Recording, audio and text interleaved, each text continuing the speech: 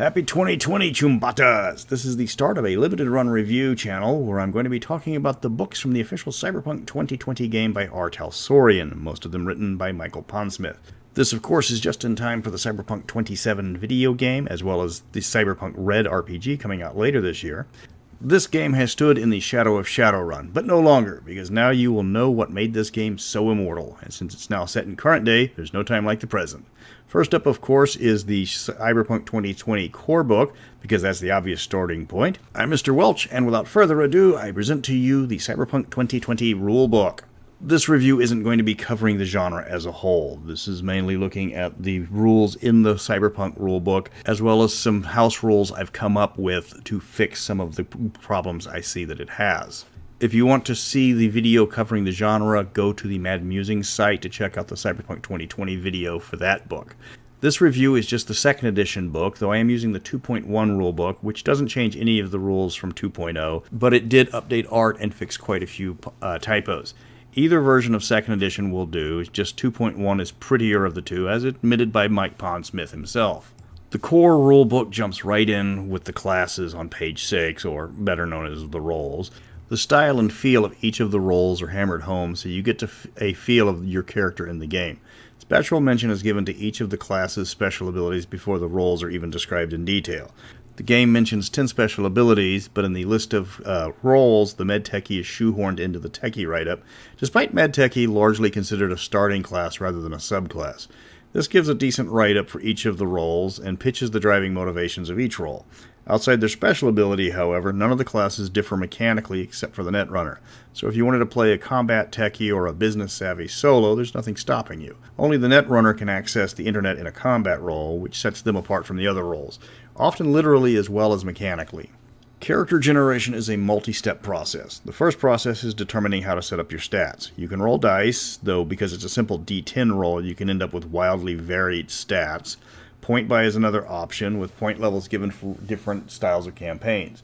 One issue Cyberpunk has always had is the stats aren't even remotely balanced in their use. Appearance is the only one that can be raised simply by spending money, making it the universal dump stat, as you can spend money from your first score to turn you supermodel gorgeous. Going from bag over the head ugly to lovely Winona is only going to cost you a few thousand Eurobucks. Once you decide how you're going to acquire your stats, you determine your age and then roll on some charts to see what has led you to your current situation. A lot of it is just background events that can be used for adventure hooks, but some of the results can raise or lower stats if you get lucky or unlucky. It's actually possible to die during character generation this way, but the odds of that happening are so remote, it's not something that you need to worry about. After you've got your background, you start with 40 skill points to spend on your role's skill package. Only your special ability is exclusive to your class, the other 9 skills are just what's recommended for your starting character. After you spend those points, you get to add your reflex and intelligence together and get those points as bonus skills that you can spend on any skills outside your initial skill package. Character creation is one of the biggest problems with the game because it is quite vulnerable to min-maxing. Your starting cash is based entirely on your special abilities level. The more points you spend on your ability, the higher your starting cash. Skills also tend to get maxed out at start because there's no reason for a character not to have the best skill in their profession, like a starting solo with a weapon skill of 10 or a Netrunner maxing out the Netrunning skill, and so on. Normally I cap skills at 5, but this doesn't work with the special abilities because income is directly tied to that. Instead, you want to tie the income to the adventure level to remove the min-maxed characters. So if you have a low-level characters, they don't start with a lot of money. If you've got the big hero characters, they start with more money. I mentioned appearance being the dump stat earlier. The flip side of this is empathy, because you need a lot of it for cybernetics, because cybernetics eats your soul. It makes a large number of the characters hideous yet strangely charismatic, at least until they start chopping off body parts to make room for cybernetics. Likewise, to avoid people min-maxing the pickup points by having extremely intelligent and very responsive characters, no matter what they're normally playing, just give a flat number of pickup points for everyone. 10 to 15 should be fine. That will again remove part of the desire to min-max in that area. The next major part of the book is Cybernetics and Gear, which is some of the more important parts of character development. Large number of the gear gives you benefits or increases some statistics. Normally you can't increase your stats. This is one of the few ways to improve your character, at least stat-wise. If you wanted to do a house rule to increase your stats, just make it 100 times the level you're going up to for XP to raise it. So if you have a reflex of 7 and you want to go to a reflex of 8, it costs you 800 experience points. That's a quick and easy way to do it that my players really enjoyed. For gear, all you need is cash, assuming you can find the gear in the first place. Cybernetics, you have to balance the humanity cost along with the cash, and you also have to take damage to get the surgery. It's best to have a lot of downtime when you want to upgrade your cyber. Cybernetics can go from anywhere from just eyes and limbs to spider eyes, multiple limbs, and exoskeletons. You can go absolutely gonzo with the cybernetics, but the wilder the cybernetics are from the baseline human, the harsher the humanity cost. You can't go completely metal without hitting cyberpsychosis at a breakneck pace. Because Cyberpunk is a brutal universe, the combat system reflects this. High-power weapons can take off entire limbs with a bullet. A headshot is almost always lethal without armor. There is a flaw with the action economy, leaving you able to take multiple actions with a cumulative penalty for all actions, except many actions don't have a roll that requires you to make, rendering the penalty moot for many things. A simple fix is to only allow one non-combat action per round, so you don't have somebody run across a field, unload their gun into you, reload, and then unload the gun again, with the proximity bonus negating the penalty completely. The biggest bug in the game, as well as any Dark Future game, is netrunning. It's a major part of any cyberpunk setting, but the issue is that the cyber world means the netrunner doesn't even have to accompany the party. There's a lot of ways around this, many by having the netrunner accompany the party on some runs, or allowing the netrunners only to take actions in the net in a purely dramatic moment. Instead of playing the game straight as with the netrunner moving 5 squares a turn, just assume the netrunner is moving along in cyberspace with the party. When you are getting the group together, you definitely need to see what kind of game they are wanting to play. First and foremost, the guns go from merely deadly to fully automatic room brooms. A 9mm pistol is cheap, easily available, and relatively low powered. Compare that to a 7.62 assault rifle, which does triple the damage, has numerous shots around, and will typically kill an unarmored character on an average die roll. Guess which one the party is going to want. Guess which one gets C-SWAT out with all their toys just walking down the street with one. The book has a large amount of background that gets expanded in future supplements. You can run campaigns with the book presented, but the information given is just a snippet of further information about the setting. In the back of the book, there's multiple adventure seeds and handouts for new players that are designed to get them in the mood to play Cyberpunk. It's a decent starting book, but one that doesn't provide everything when you first get started. If you want to get the rulebook, you're in luck, because our Talsorian is keeping the 2020 setting in print, and this book is still list price. Granted, it's $30 list price now because of inflation, but it is a brand new book. It's not a complicated rule set, but it is a lethal one. There's no raise dead, but it's easy to create a new character at least. There's a few rules that need to be tweaked, like I use luck points to change the rolls of certain things like where you get hit or where you hit somebody or if your gun jams, but those rules are minor in nature.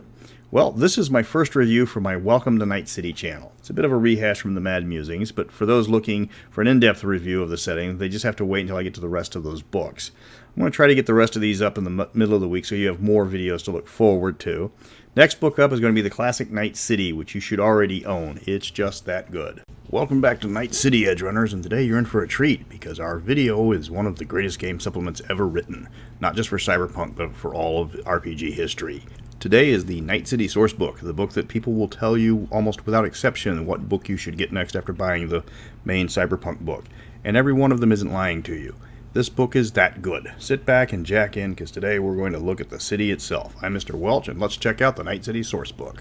First, I'll get the boring fundamentals out of the way. The book was released in 1991, and it's the largest book in the Cyberpunk line among the supplements at a healthy 184 pages. There was a lot of authors involved in this one for reasons that will become apparent, but of course Mike Pondsmith is the first name on the list. Matt Anacleto, forgive me if I got that name wrong, did the iconic cover, and the interior art was done by Nacho Hernandez, among others.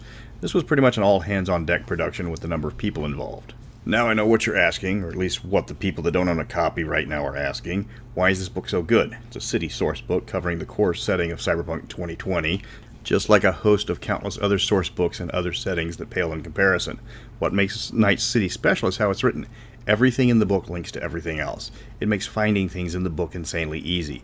The book gives you gang territory, security details, transit times, data terminal locations, important maps of each district, maps of important buildings in those districts, popular channels with television and radio, local laws, childcare costs, basic history, socioeconomic traits, and that's just all in the first 50 pages. This book is that packed with details.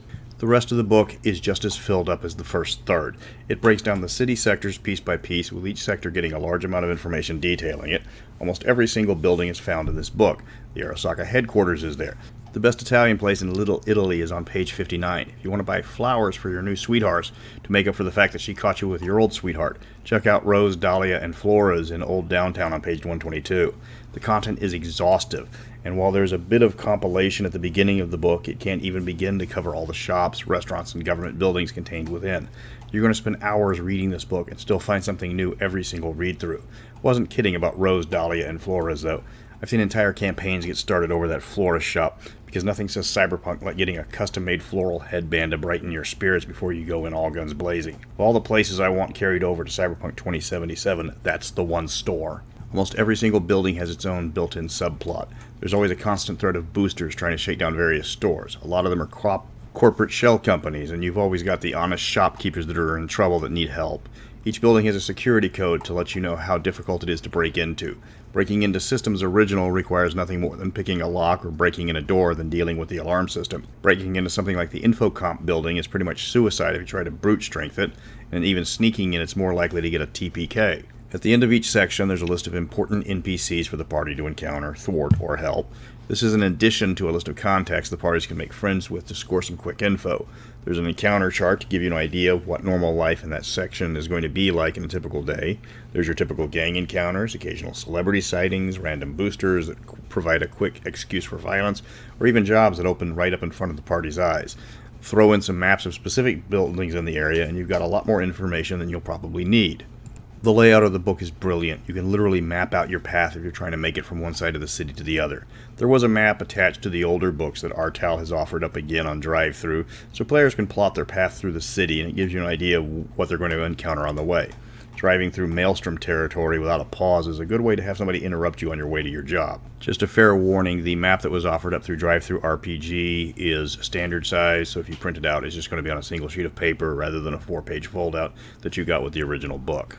The joy of Night City is that the book makes the city come alive. You don't just skip down to the gun store to buy some pistol off the rack. No, you head down to the Malorian Firearms for the best new piece right off the factory floor and hope you can pass the background check. Everything you can find in a modern city is mentioned somewhere in Night City. This gives the city life. The NPCs have a brief explanation of their personality and what to expect of their characters. If you want to siphon off some excess Eurobucks from the party after a big score, let them run wild in the upscale stores for a while and get them broke quickly. Say you want to pick up some booze late at night and you're not 21 yet, but you'll know to head over to Kitty Liquor on the Upper East Side, because it doesn't care who it sells to and it serves as neutral ground to the gangs, because they don't want to burn down the only liquor store that serves beer after midnight. It's hard to give this book a proper review because I don't want to spoil it. It's that awesome. I was going to give this a massive review and then realize, no, you guys need to discover this book on your own. There's going to be something for every single player somewhere in Night City. You're going to have to read through it to find something for each of your characters. There's plenty of jobs to be had in every single sector, from the completely legal to the bordering on war crimes. Each of the sector has its own flavor, from the obvious ones like Little Italy or Japantown. Then you get the slums of Old Downtown and Upper Marina. Then the upscale New Harbor area. And of course there's the corporate center. So if you want to run a party of upper crust corps, they never have to get close to the dirtier parts.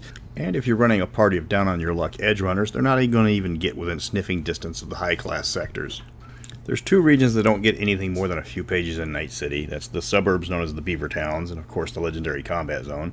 The suburbs get a few paragraphs each compared to several pages for each sector inside the city itself. Aside from the dangerous port area of South Night City, the rest are corp-dominated housing projects for all their employees. The burbs aren't exactly exciting, and infiltrating them is going to be quite difficult for most runners because they stick out like Andre the Giant at a Tom Cruise look-alike contest. The combat zone, on the other hand, is rather truncated because it only gets 2 pages of charts because it's built up as a nebulous and always changing stretch of anarchy that is never the same place twice because of the constant battles that take place there.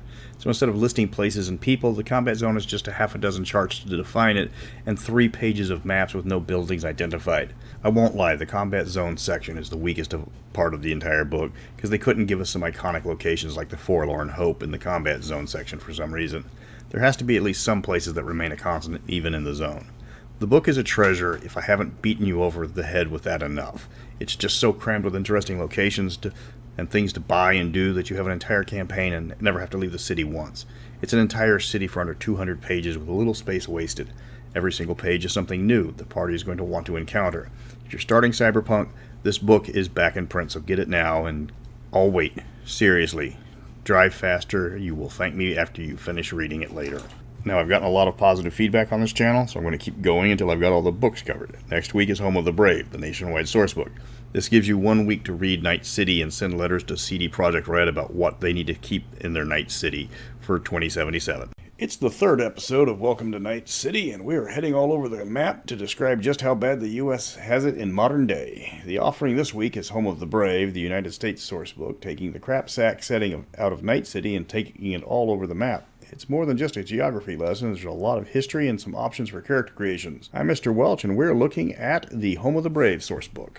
This is the first book on the channel that wasn't written directly by Mike Pondsmith, though he does have a writing credit. The main credit is given to Michael McDonald along with a few others. The cover art is Doug Anderson, and there's multiple artists contributing to the interior art. The book's only 143 pages, making it shorter than Night City, which is a bit odd because this is a nation's source book compared to just a city source book. There's a large section on the cause of the fall of the United States. In 1990, the timeline diverges as the Soviet Union does not collapse, and the U.S. instead gets caught in an unwinnable war in South America that drains most of its resources trying to wipe out the narcos. The federal government tried to stop the ascension of the European Union through currency and stock manipulation, but it was discovered and bad publicity instead crashed the U.S. economy. The total collapse came about because of many factors, starting with the failing economy. The environmental damage caused by corporations began to compound with acid rain and dust bowls that became noticeable in 1998. 1994, the stock market completely imploded because of all the problems the U.S. had inflicted on itself. The European Economic Community stopped all trade with the U.S. The resulting economic crisis dwarfed the Great Depression. The U.S. fell into a civil war between the shattered executive branch and renegade agencies consisting of the NSA, CIA, FBI, and DEA. The nation tore itself apart as the government split between the Gang of Four and the newly appointed president. The EEC did its part to keep the U.S. down, and disease and violence took a heavy toll all over the nation.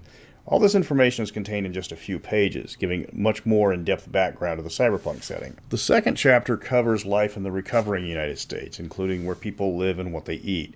It's a large amount of fluff and gives the players something to relate to if they like to get deep into the background of the game. The setting is actually pretty beefy in the information contained. Do you want to know what it's like to live as a kid in the dystopian future? There's a whole section on growing up cyberpunk. There's even rules for getting cyber as a kid, which varies from not actually possible at all to actually beneficial, though putting cyber on a kid is considered a very bad thing by just about every government agency in existence. There's a rather extensive snapshot of the media zeitgeist on several pages, from the top 10 songs on the radio to what's on the tube. There's also a few pages on cyber sports that talks about how much more lethal the world is today. There's a few pages on current religions in the dark future, everything from the fact that the Catholic Church is becoming even more popular, to the newly reformed Islam that's gaining members, while Judaism is almost extinct in the U.S. because of the massive return of Jews to Israel during the collapse. After all the culture articles, the book goes into the rocker and nomad cultures in quite some detail, though nothing on the scale you'll get from the Rockerboy or Neotribes books, but it's still enough information for most players if you don't have those books. There's not a lot of GM-only information in the book, so don't worry about it if your players read it. The biggest section on the book is the military section, which includes alternate character creation rules for your military types. The military structure after the collapse is radically different from the modern military, with the four branches merged together into a combat operational groups, which serves as the entire focus for a theater of operation. It goes into great detail on the setup of the COG and where the players fit in the operation. There's a ton of new weapons, power armor, and vehicles, though the book does not duplicate the rules for power armor and vehicles from Maximum Metal, so you're going to need a copy of that book to use the new additions here. The creation system for soldiers replaces your standard creation system, but soldiers have a lot more restrictions on what they can put points in rather than the normal creation. You get a lot of skill points across the board, you just don't get a lot of points in each skill.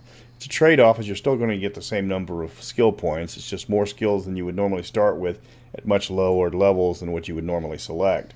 You also base your starting cash on your military rank that's earned in creation rather than your special ability level. The book does warn you that the average soldier is much more heavily armed than even the most veteran edge runner, and soldiers never operate alone. No matter how threatening the Maelstrom booster gang can be, they don't have access to artillery. The rest of the book is a breakdown on the country, though it doesn't go into a lot of detail for a lot of areas. It shows off each region individually, starting off with Appalachia, then proceeding to Dixie, the Free States, the Great Plains, the Midwest, the Northeast, the Northwest, and the West. Each state only gets a few paragraphs and a few mentions of some new cities, along with a couple of plot hooks, which is a bit disappointing. Pennsylvania, for example, talks at length about Pittsburgh, but not one word about Philadelphia. The book feels like it could have been two books entirely, with cultural aspects of the cyberpunk setting taking up the first half of the book, and it feels like they had a lot more to write about that subject. It wouldn't have been a bad idea to split the books up because of that. The geographical section feels so unfinished, with major cities not even being mentioned once. Cities like Detroit, Indianapolis, and Houston don't get a single mention, something that could have been changed if it had more space as a different book. While the book has flaws, they are more from a lack of completion than just a bad book. The cost eases the problem because it's currently on sale for only $16 over on our Talsorian's website.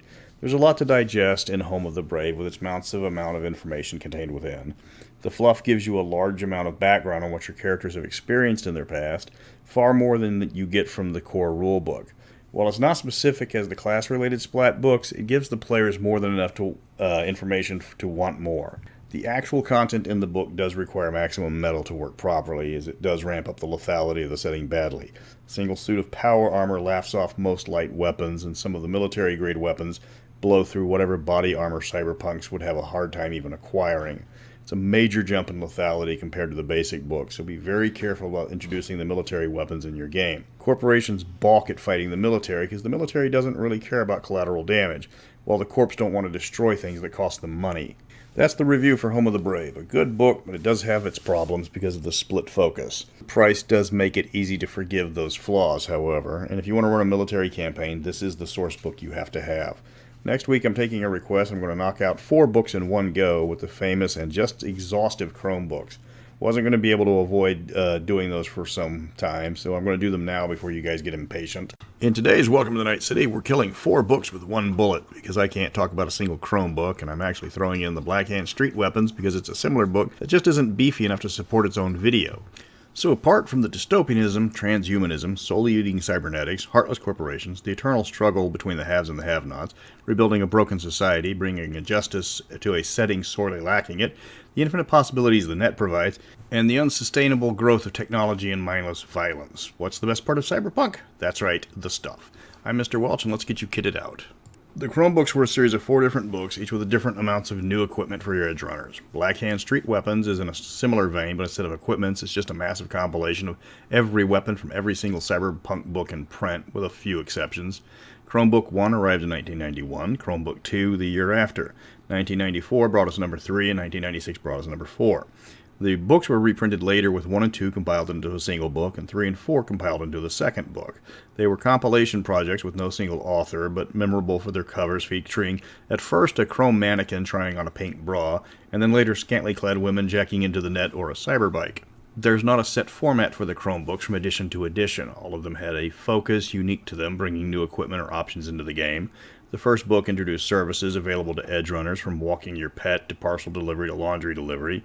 Chromebook 2 introduced drones for starters, but more importantly full body conversions. Chromebook 3 gave us cyber pets and more powered armor, but it still sent you to maximum metal for the actual rules for power armor. It's famous for being the point where the Chromebook stopped introducing weapons except for the chain rip, though books like the Netrunner Sourcebook filled in weapons on that end. Chromebook 4 gave you several pages of extensive amounts of fashion common in Cyberpunk, as well as the clothing creation system so you can get your own bulletproof headband that would become rather popular for obvious reasons. The first book set the standard for the rest, and the books refined the layout with each edition. It stands out as one of the only books in Cyberpunk with a color section inside showcasing some sample fashions that you can buy, though nowhere near as extensive as the fourth book did. It gave the game several iconic items, including the most broken gun in the game, the Model F Cyborg Assault, that ignored armor and inflicted half stun damage, but never really explained what stun damage was. You'll find the Militech M31A1, an assault rifle with a 100-round magazine with a built-in grenade launcher, and any resemblance to the M41A pulse rifle from Aliens is purely intentional. The weapon has been confirmed in Cyberpunk 2077, so be sure to look out for it. The book also introduces us to the AV-9, a vectored thrust attack craft that becomes very common in the Cyberpunk universe in future books. There's also the Dragon, an attack helicopter that was redesigned, at least in appearance, in maximum metal, from a double-rotor Chinook to something more like a Soviet Hind for some reason. The book itself is broken into personal electronics, vehicles, cyberware, weapons, fashion, services, chip warehousing, and software. There's something for every single player, though, like I said, the layout is kind of all over the place. Chromebook 2 adds about a dozen pages while dropping the color section. The sections are changed as well as net programs, fashions, and housing is dropped. To replace them, you get full body replacements, exotic body mods, and black teams that can be used as friend, enemy, or plot hooks as necessary.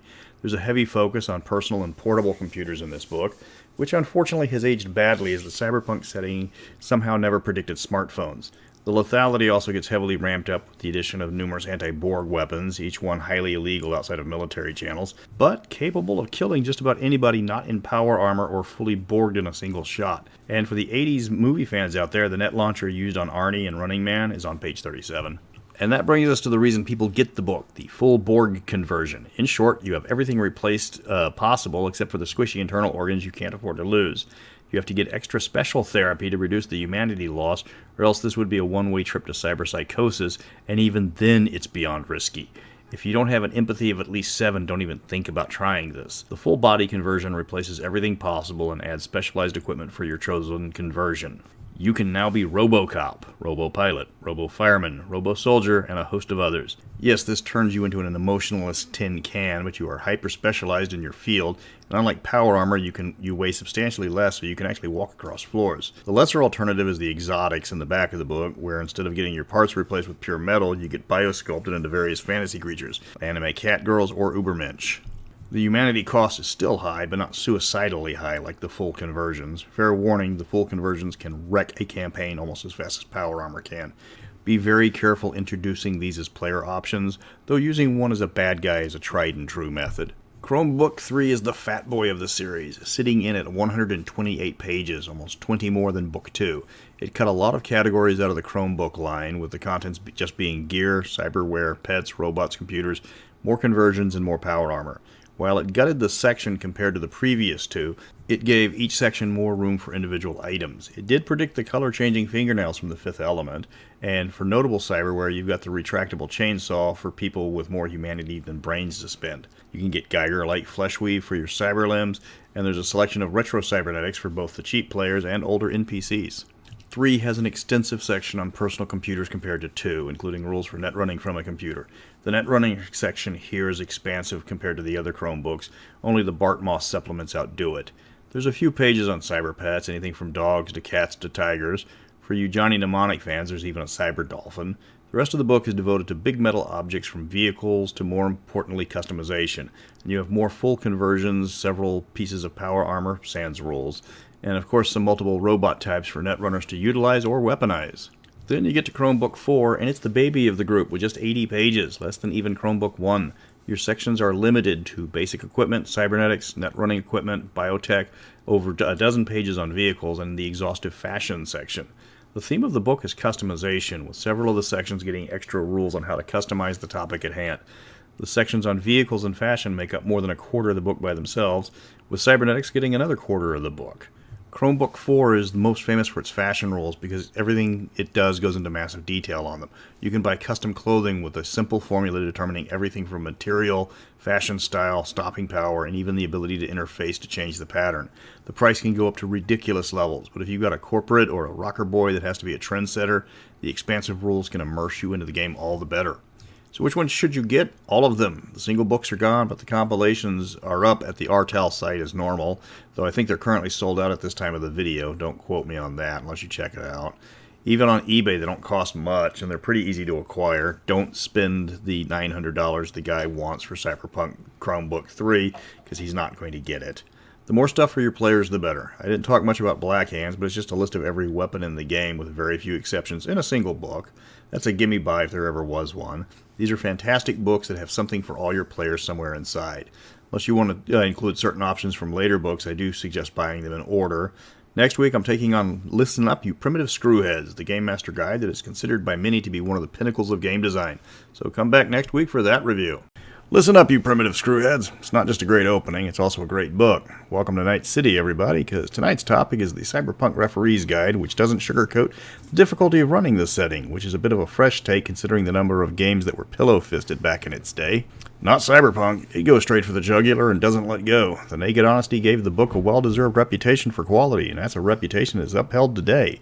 I'm Mr. Welch, and get your boomsticks ready because we're going to look at the Cyberpunk Referee's Guide, so hail to the king, baby. The book was written in 1994 by Mike Pondsmith and a host of other authors, just 2 years after Army of Darkness premiered. Somebody really liked Ash Williams because the title is almost a direct quote of the famous line, only reversing the "Okay, you primitive screwheads, listen up." The book is divided into 10 chapters, each one giving new tips and tricks on how to run a Cyberpunk campaign. The game at the time had a bad reputation of just being a combat simulator, and this was something that Talsorian was trying to fix. The first chapter was all about running long-term campaigns and was divided between Craig Sheely, Benjamin Wright, Eric Heiserer, and Spike Wynn. God, I hope I pronounced Eric's name correctly. Cyberpunk 2020 has the problem of being a game with a long-term potential that's held back greatly by the fact that it's bloody lethal. The four men give pointers for keeping a long-term campaign going, from ratcheting back the lethality for a more character-driven game, reminding characters it was okay to retreat, and talking about how to integrate the life paths of all the characters to create a fluid campaign that everyone could enjoy. There's a whole host of other tips in this chapter, but I'm not going to go over each one. That's for you to discover. Chapter 2 is more Sheely and Wright, with an additional text by Charlie Wong. The second chapter is a short reminder of what makes Cyberpunk. It talks about if you're going to play the setting, remember, first and foremost, technology is everything. Unlike a lot of games where gear is downplayed over the character's skill, in Cyberpunk it's reversed. Everybody has to have the next big piece of gear. Fashion goes out of style in less than a week. The mood is supposed to be depressing, and it's always raining and life is cheap. Artel based a large amount of their work on Blade Runner, among other sources, but they will also remind you that this is because Blade Runner is memorable. You can almost smell that movie with its unwashed masses. In Cyberpunk terms, it was as close to perfection as it got, and the closer you can get to that feel, the better. Third chapter deals with one of Cyberpunk's biggest problems, the power gamer. The game was rather easy to min-max, its mechanics being one of the weaker spots of the game. In this chapter, Wynn, Wright, Hesserer, and Wong give you tips on how to handle these players. Remember when this book came out, there was a lot of talk about how some of these suggestions were a bit harsh. If a player abused a combat rule to wipe out your super solo by abusing the system, just return the favor. Other more merciful options were to tweak the rules, or if the power gamer wasn't upsetting the balance of the game, with the example being given of the bulletproof medic, let it slide. Don't let one person's fun disrupt the game, but at the same time, if their fun isn't disrupting the game, don't disrupt their fun. Chapter 4 goes into the definition of the cyberpunk world and how to keep it true to the setting. Cyberpunk is the game of the underdog. The players should never be the ones on top. They should struggle in all things. The big bads will always be bigger. The players should have to worry about where their next meal comes from, and they can only dream of a full magazine for their gun. The temptation to join in with the haves and leave the ranks of the have-nots should always be there. It's not enough to keep the players down. You have to dangle the easy option in front of them for the low, low price of their soul. The next chapter covers all things combat, a major point of the game. There's a lot of tactical advice in the chapter, and it does get a little bit crunchy. It gives advice on how to use the cool stat to simulate people panic in combat rather than the smooth combat operators the game is notorious for having, despite the fact that very few characters are combat-oriented from the start. The chapter talks about basic combat suggestions like Overwatch and ambushes. It goes into great detail of how to handle different types of weapons in Cyberpunk, pointing out that pistols are far less likely to get you shot down by cops than an assault rifle, while knives will be overlooked more easily than swords or other melee weapons. Keeping the combat scale down to the party's abilities is a major aspect of running a good game.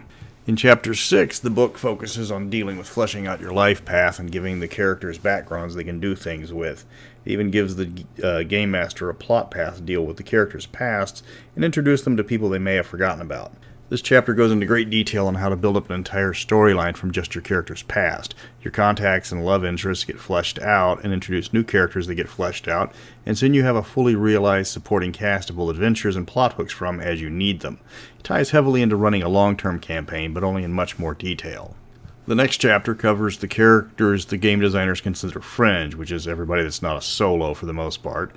The chapter covers a lot of the other roles in some manner, though most of these characters get their own books later in the Cyberpunk line. Well, everybody except for the techie and med-techie. It gives tips on how to avoid the inherent problems with a lot of the characters because of their affiliation with certain groups or locations. A large number of the roles get a few paragraphs how to expand on them, but their book completely explodes their options, so this chapter is more of a teaser of what's to come. Then on to Chapter 8, which details the scope and merits of different campaigns, as well as suggesting new settings for the players. This goes into much more detail than previous chapters, offering suggestions on playing the uber-rich golden children, down to the combat zone thugs stabbing each other for scraps of food. It goes into great detail on keeping the players on some path of morality so they're not just gun-toting murder hobos. It gives a lot of suggestions on how to turn your campaign on their ear with just a few twists. There's tips on taking your players out of the cities and trying an eco-terrorist campaign for a change. For example, the penultimate chapter is all Mike Pondsmith giving his best advice on how to run a Cyberpunk campaign. He gives numerous suggestions in different columns, from the importance of the unbeatable foes to keeping players on the move to keep the action fresh. He's the original Cyberpunk game master, and he is sharing his secrets. His biggest tips include how to keep the game original and keep the players guessing. If you've got a super solo destroying everything, he gives you plenty of options on bringing them back down to earth, in pieces if necessary. The last chapter is purely rules, mainly a new combat system that is easier to run for simpler battles. There's also new rules for explosives and close combat rules, along with some martial art styles. This is the shortest of the chapter because it's almost all charts. And that wraps up Listen Up You Primitive Screwheads. It's packed with a lot more information, more than I can possibly list in a single review, and I have to leave something out for you to read, and you should read it. It gives you ideas from the masters on things that you might have never considered.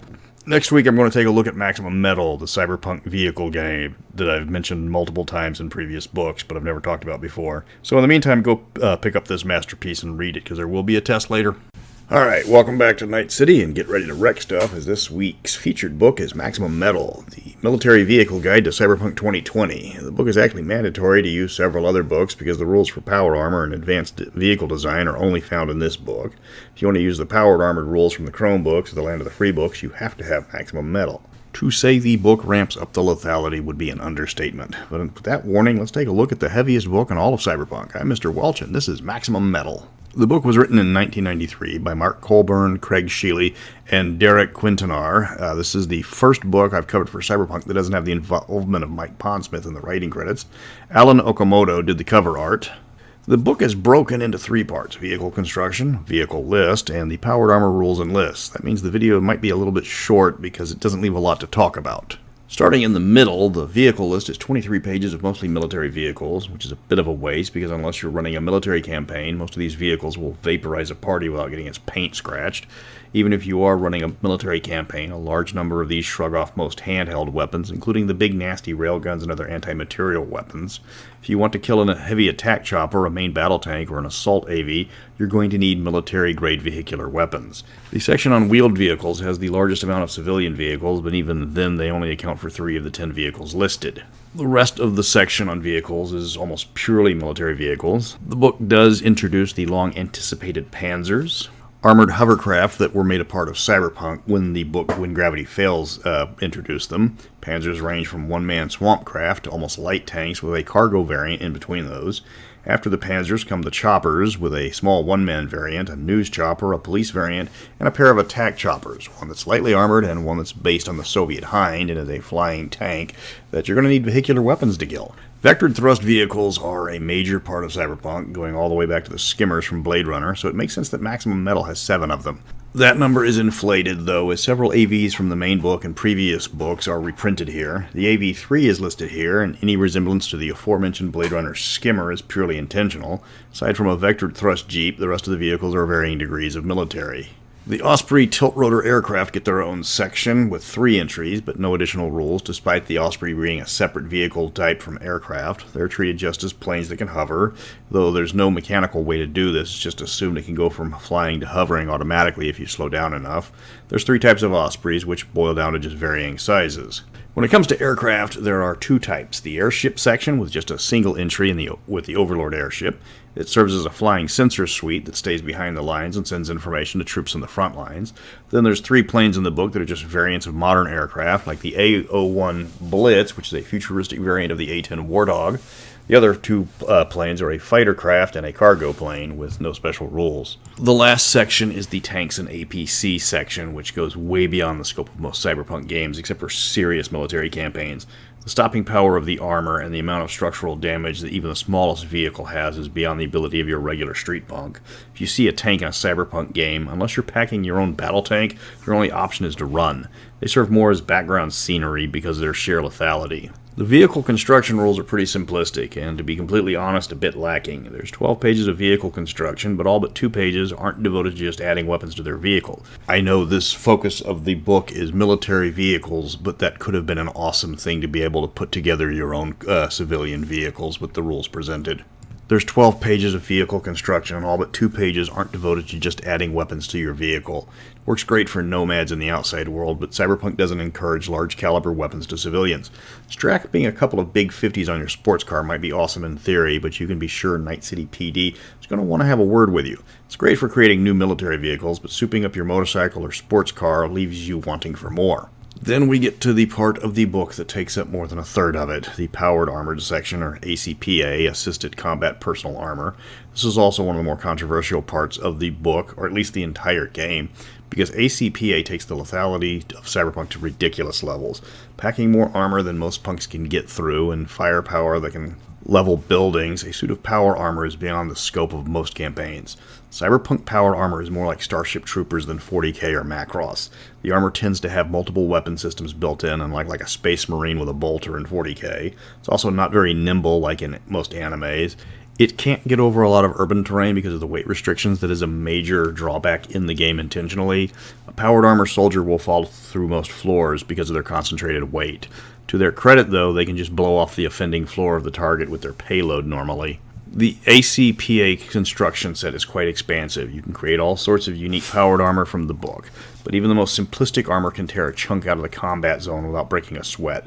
It's military grade, and military grade in Cyberpunk means it takes military weapons to kill. The railguns and Gauss rifles from the Chromebooks are the only things that are going to dent them, and remember, those are highly illegal, terribly expensive, and almost impossible to find. Plus, you need a host of cybernetics and equipment just to shoot one without tearing your spine out with the recoil. Maximum Metal was not well regarded because of the insane lethality spike it added to Cyberpunk.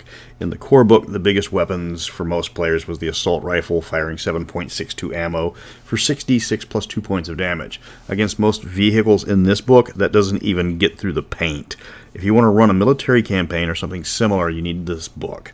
If you want to run a Starship Troopers campaign and give everyone powered armor, this book is mandatory. But if you're running anything but that kind of campaign, most of this book is scenery, because most of the vehicles in this book have been described as TPK in a can, and that's not an inaccurate description. And that's Maximum Metal. It's known as the vehicle book, but in truth it's the military book. If you want to run a Lazarus-themed campaign, or you're planning on running Chrome Berets, then the book is a must-buy. If you're running a low-level street campaign, then you can wait to pick it up. Next week I'm going to start looking at the rest of the world, starting with Eurosource Plus, the 2020 upgrade to 2013's Eurosource. So I'll see you next week, chummers. This video is a few days late because Montgomery County, while putting in a brand new sewer line, also took out the telephone pole that brought me my wonderful internet. This kept me from recording the Fatal video and the Eurosource Plus video. Time to play catch up, though Fatal is going to take a few more days because I'm not recording that video with the kiddo here. But welcome to Night City, as this week we are going abroad to see how the Europeans are living it up. I'm Mr. Welch, and today we are hopping the pond to look at Eurosource Plus. Eurosource Plus was written in 1995 by Jose Ramos, Flo Merckx, and Steve Gill, with Jorge Parente Studio credited for the cover art. The book is a direct upgrade from the 2013 source book, Eurosource, with a lot more material added and the timeline advanced. So if you have Plus, you don't need the Eurosource book. It even says that on the cover. Everything is either repeated or updated to make the older book superfluous. It was one of the few update books that made the previous book useless, with the other obvious time this happened being Deep Space completely replacing Near Orbit. Europe 2020 is doing much better than the US by a large measure, depending on which part of Europe you're in. To quickly summarize, assume everything the Brexiteers accused Europe of being during the first election, and you won't be that far off. Germany, Belgium, and France control the EU with an iron grip. Britain has gone off on its own, though to be fair, Britain in 2020 doesn't resemble anything close to modern-day Britain. And the rest of the continent is either being used or controlled by the EU, spiraling out of control, or still under the influence of the still-kicking USSR. All political power is tightly held onto by the powerful German, French, and Belgians, and every other nation either has to toe the line or get their funding cut off. By toe the line, I mean give those three everything they want in terms of trading or employment needs. Britain in the book is a strange case, and I'm not going to cover it too much in detail because of the unusual situation. Britain underwent a second revolution and kicked out the royal family to be replaced by a military dictatorship. That part of the setting is covered in this book. But the story doesn't end there, because in Rough Guide to the UK, it describes how the Brits throw off that dictatorship and restore the monarchy to its rightful place, and Britain once again sings God Save the Queen. The problem is, Rough Guide to the UK came out in '94, while Eurosource Plus, like I said, arrived in '95.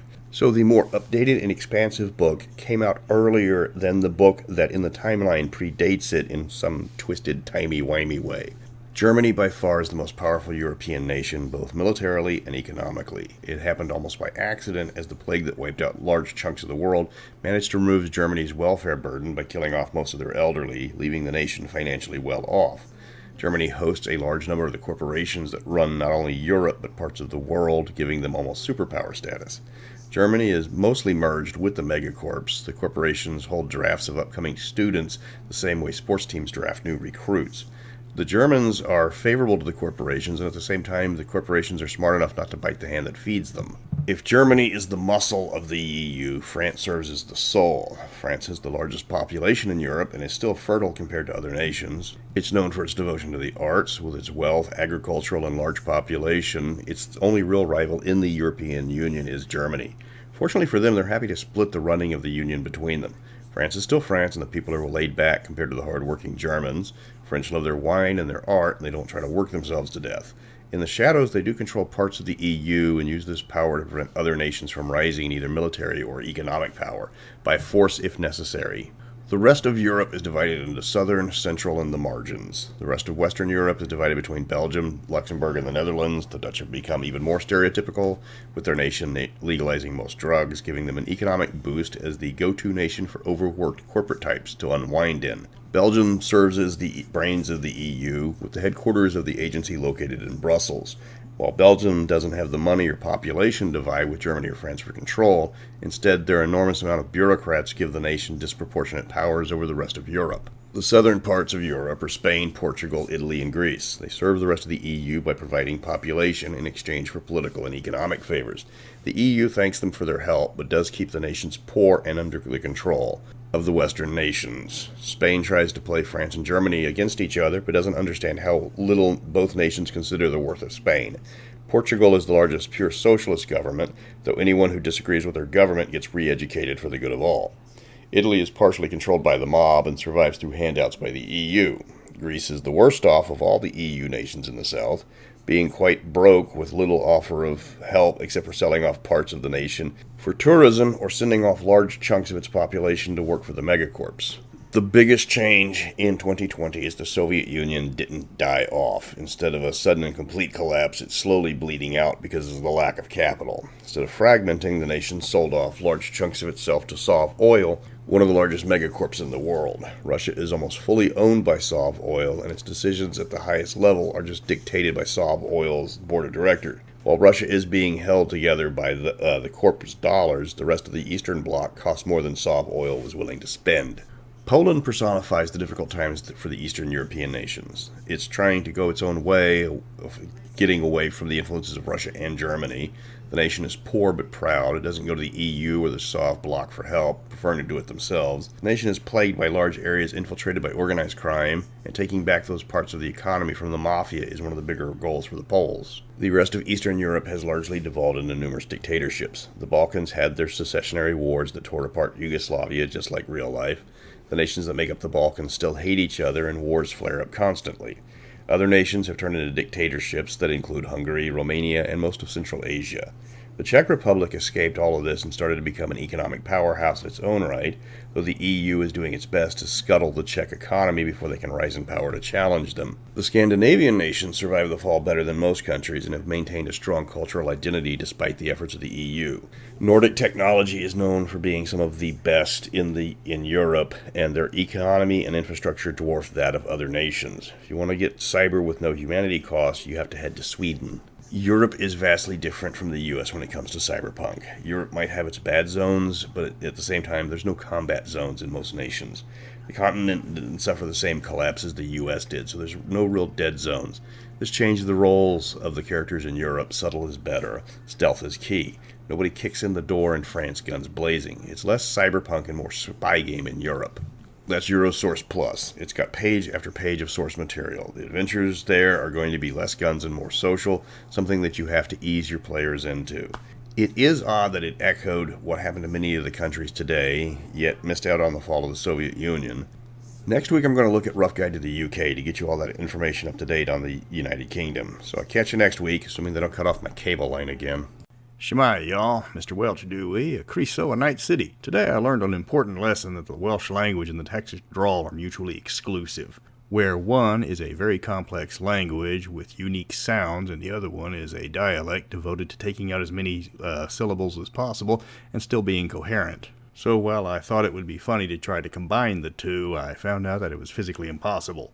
But enough about my linguistic adventures. Today's Welcome to Night City is the Rough Guide to the UK. It's a bit unusual because it's one of the only two books in the Cyberpunk line set after 2020 with the restoration of the British monarchy after a brutal period of martial law. The country is rebuilding from that oppressive era. It's in a state of flux at the moment. Well, I'm Mr. Welch. We are having tea and crumpets in the combat zone today. This is Rough Guide to the UK. Rough Guide, like I mentioned in the previous videos, is the first guide to Great Britain, published in 1994 and set in 2023. The Eurosource Britain was all about Britain in the age of the martial law authority, and it was an update of the 2013 Eurosource. Rough Guide was written apart from the Eurosource book and advanced the timeline, so the MLA years were written entirely in past tense. If you want to play in the MLA period, this is not the book for that. You need the Eurosource Plus. Britain is rising from the ashes of its previous government. Where Eurosource predicted a lot of Europe's current political state, the United Kingdom's future is largely taken from history, mainly from the Cromwell period. Instead of Charles II, the returning monarch is Victoria II, who came back to her homeland when the people rose up against the tyranny of the MLA. The nation is still tore apart, but signs of healing are beginning. The Cyberpunk universe has not been kind to the UK. After the MLA killed Charles III and hunted down most of the rest of the royal family, they alienated the continent. With the EU disgusted by how Britain was spiraling out of control, as well as the UK's reputation as the black sheep of the EU, it was all too happy to kick the nation out. The MLA despised the EU and its interference in Britain's affairs, so they were just as happy to give a one-fingered salute back to the EU. It was a Brexit where neither side wanted Britain to stay. Large parts of Britain are still a free-fire zone because of the actions of the MLA. East Anglia is one of the most dangerous places in the entire world because the previous administrator's crackdown forced its population into open revolt. Northern Ireland is completely broken into open warfare between the government and the separatists. The book warns people to stay away from these regions as the locals hate outsiders, and the military is trying to suppress the violence. There is a theme in the book about how large portions of the nation has turned almost back into a feudal state, with those areas constantly being ultra-violent. Another major theme of the book is the crime. Even with the MLA's prisons being cleared of political prisoners, there's still a large number of hardened criminals inside the city. In a bit of irony, the MLA's crackdown on dissidents meant they ignored the more traditional criminals to flourish. Organized crime of all sorts began expanding into the underworld of Great Britain. The most powerful of the group is called the Firm, which is an alliance of the older British crime families. They are a strange mix, as they will try to solve disputes between themselves through diplomatic means. Foreign competition, on the other hand, is met with pure good old-fashioned lower-crust British violence. The Bobbies are some of the most put-upon cops in the world, having to deal not just with the upgunned militants, but also the increased street crime and the rampant organized crime. Because of this, they have lost about every manner of patience in dealing with crime, with a shoot first and fill out paperwork later policy. The judiciary is just as quick to deal with crime, even adding game shows to help deal with the large number of prisoners in the same vein as the Running Man. Because of the long struggle with the MLA, a lot of the British have abandoned the cities to take up a nomadic lifestyle. Part of this was a rejection of the increasing amounts of technology dominating Britain and a return to pagan roots for many British youth.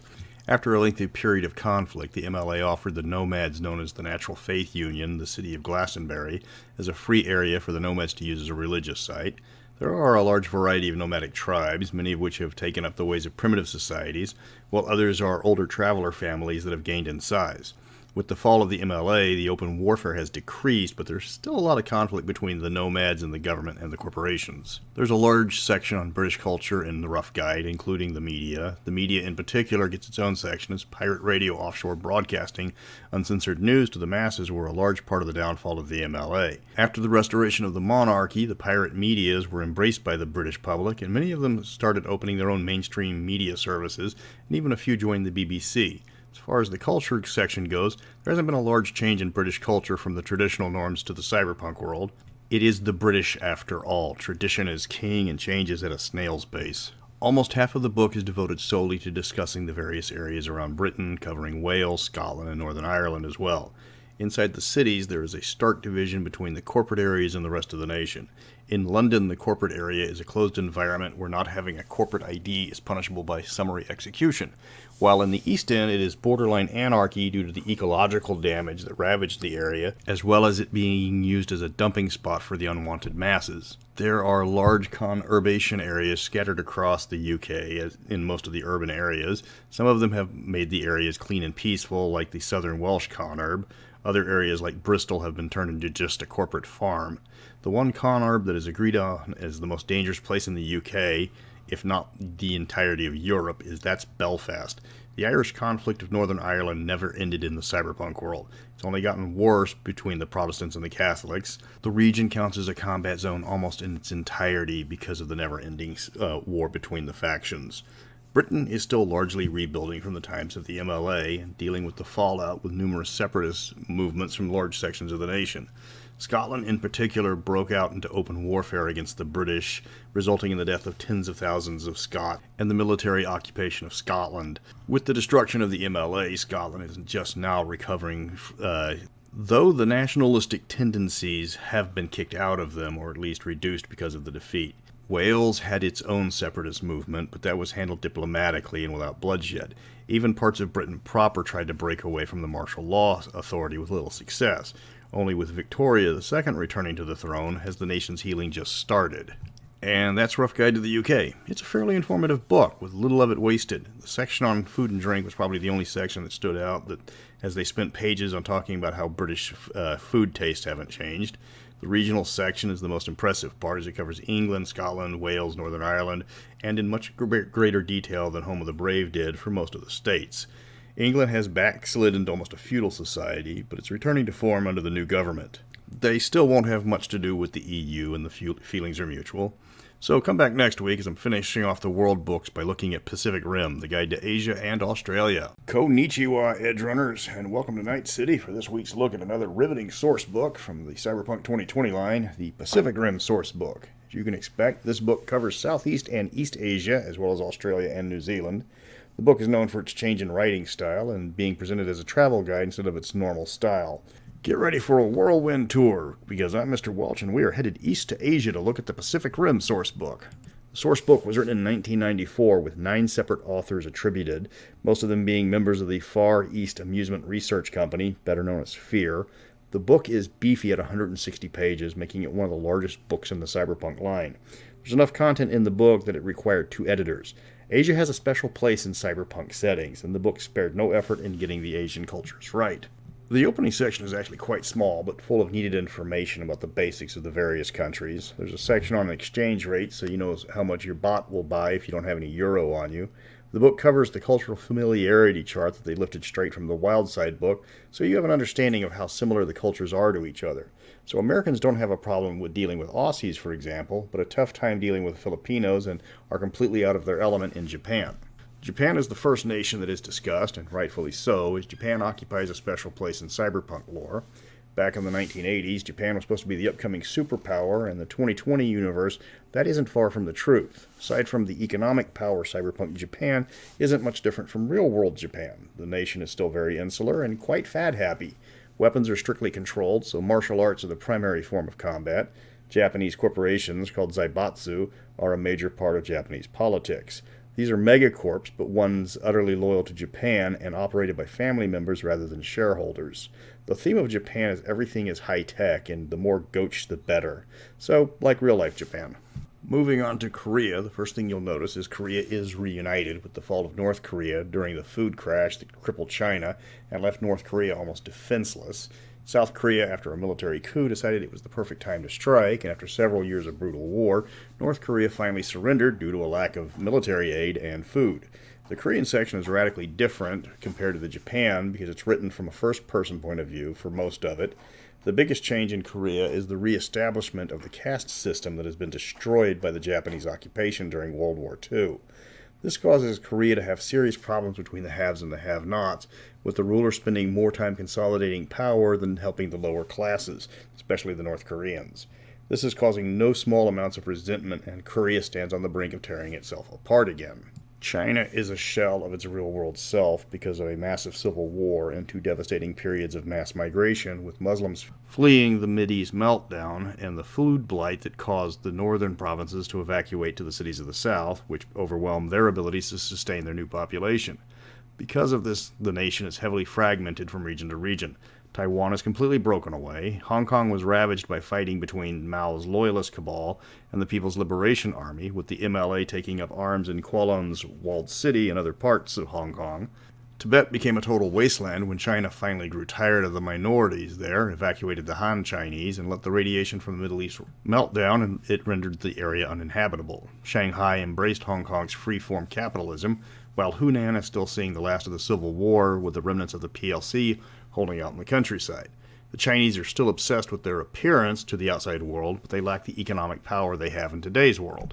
The rest of the book doesn't go into as much detail for the other Asian nations as it did for China, Japan, and Korea. One major part of this is that Southeast Asia doesn't have much of a cyberpunk culture. The nations tend to be poor, and the rest of the world is ahead of them technologically. It doesn't help that most of the nations are military dictatorships that don't have much of an interest bringing in outside technology. That doesn't help the juntas stay in power. One major part of the problem is the large number of Muslims that fled to Southeast Asia during the last Middle East war, which has become a major sticking point with the local populations there. In short, the nations of Myanmar, Cambodia, and Laos are known for their poor quality of life and constant feuding. Death squads are very much a thing, and the Khmer Rouge control all of Laos with their usual delicate touch. Vietnam, on the other hand, is communist in name only, as it took massive economic reforms and went full-on capitalist while the rest of the region imploded.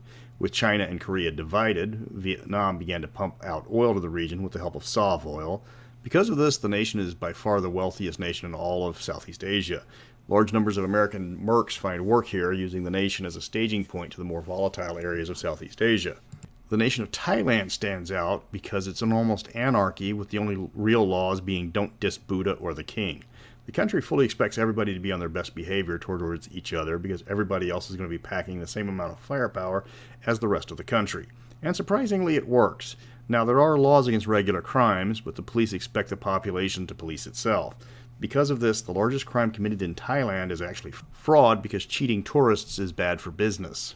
The island nations tend to be very wealthy, like Brunei, Singapore, and Indonesia, because of their isolation from the troubles of mainland Asia, and also the increased demand for their products, food in particular.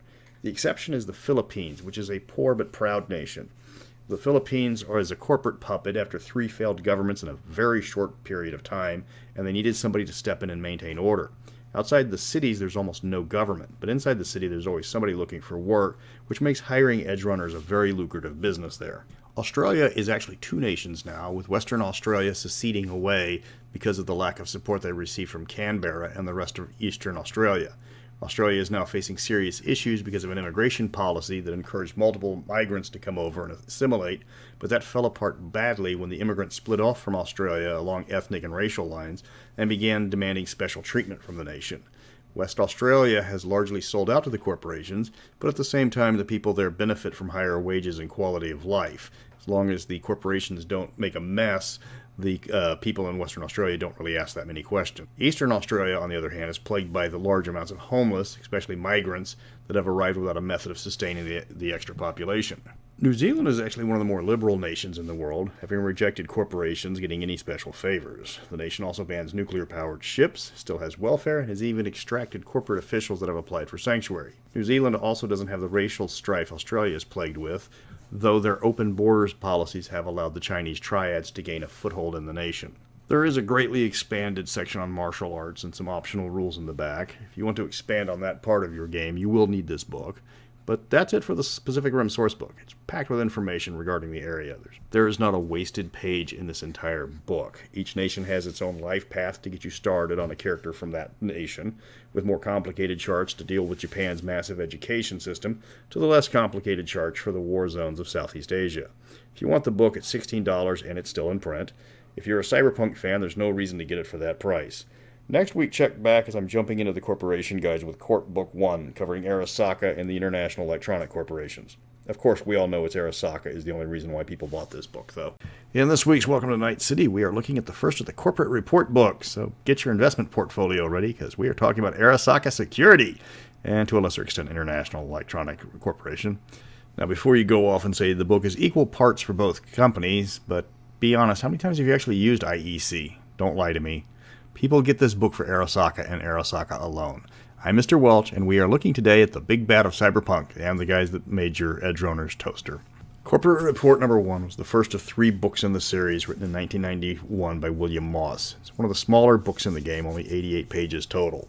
IEC actually gets a larger share of the book because the first 6 pages discuss the layout, despite Arasaka being by far the more used of the two companies. Unlike the other 2 books that feature Militech and the Lazarus Group, or Petrochem and Sovoil, Arasaka and IEC have nothing to do with each other as allies or rivals. Arasaka is the first of the corporations appearing in the book, starting with a basic corporate profile explaining the corporate offices, largest controlling shares, and total number of employees, including a breakdown of the security division the company is best known for. The book can be quite dry in places because it's written exactly as a corporate report, so it covers things like secondary products and market strategy.